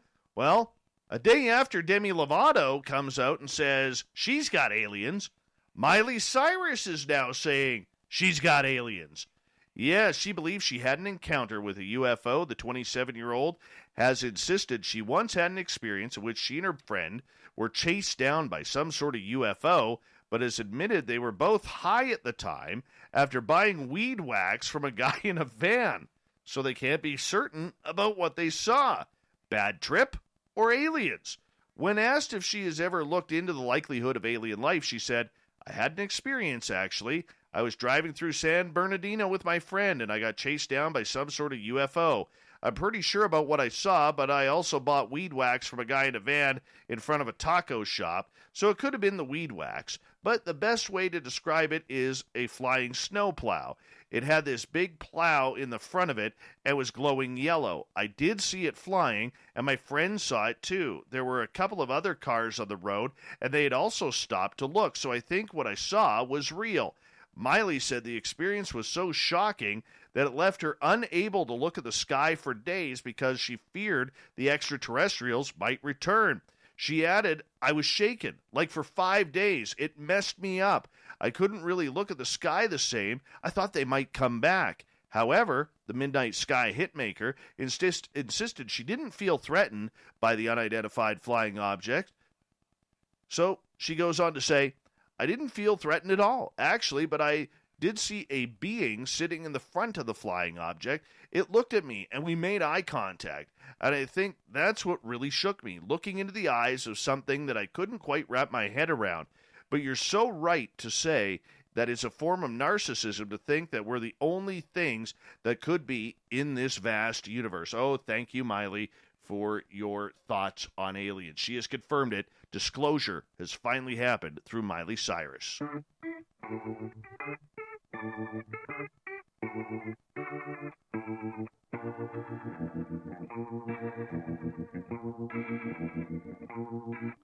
Thought of the Dave happens every night at this time, where we ask a question on our Facebook and Twitter pages, then read your responses on the air. Tonight's Thought of the Dave is as follows. Oh, where'd it go now? It's like gone. Oh, there it is. 53 years ago, the legendary Patterson-Gimlin Bigfoot was filmed. What's your thoughts on it? Chip, it makes me all tingly just thinking about what else could be big on him. Wrap my scarf around that? Oh my. Mike in Manitoba, best evidence so far. Marty, one of our favorite veterans who listens to this show. I think it is actual proof that Bigfoot really does exist. Dominic, what's good for the geese is good for the gander. Davey, it's real, real, real. John, it pisses me off because common wisdom where I live is that the video is proof of a fake. I only learned that researchers have ruled that video real about 3 years ago. It had been debunked on U.S. television many times. Real evidence used to spread false stories, though, upsets me. And then John goes on to say he believes it is very, very real.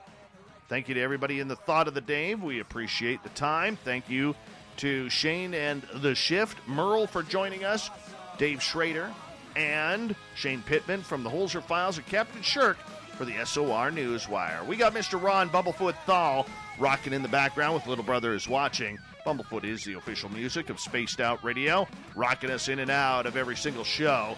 Get your horns up for the guitar god himself. Special thanks to everybody listening in at home, in your cars, at work, wherever you may be. We appreciate it. Thank you to everybody in our chat rooms tonight and on Twitter at hashtag Spaced Out Radio. Your snark was magnificent.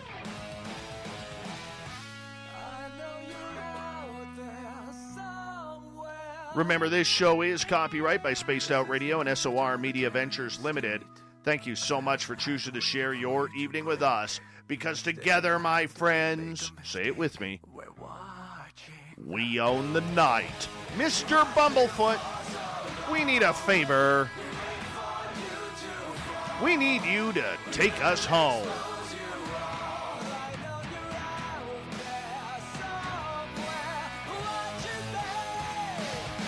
Yes, the Woo Train has docked for the night. But tomorrow, my friends, we shall ride again. Your seats are always available. Your tickets never expire. And if you want to bring a friend, yeah, we got room for them too. Good night.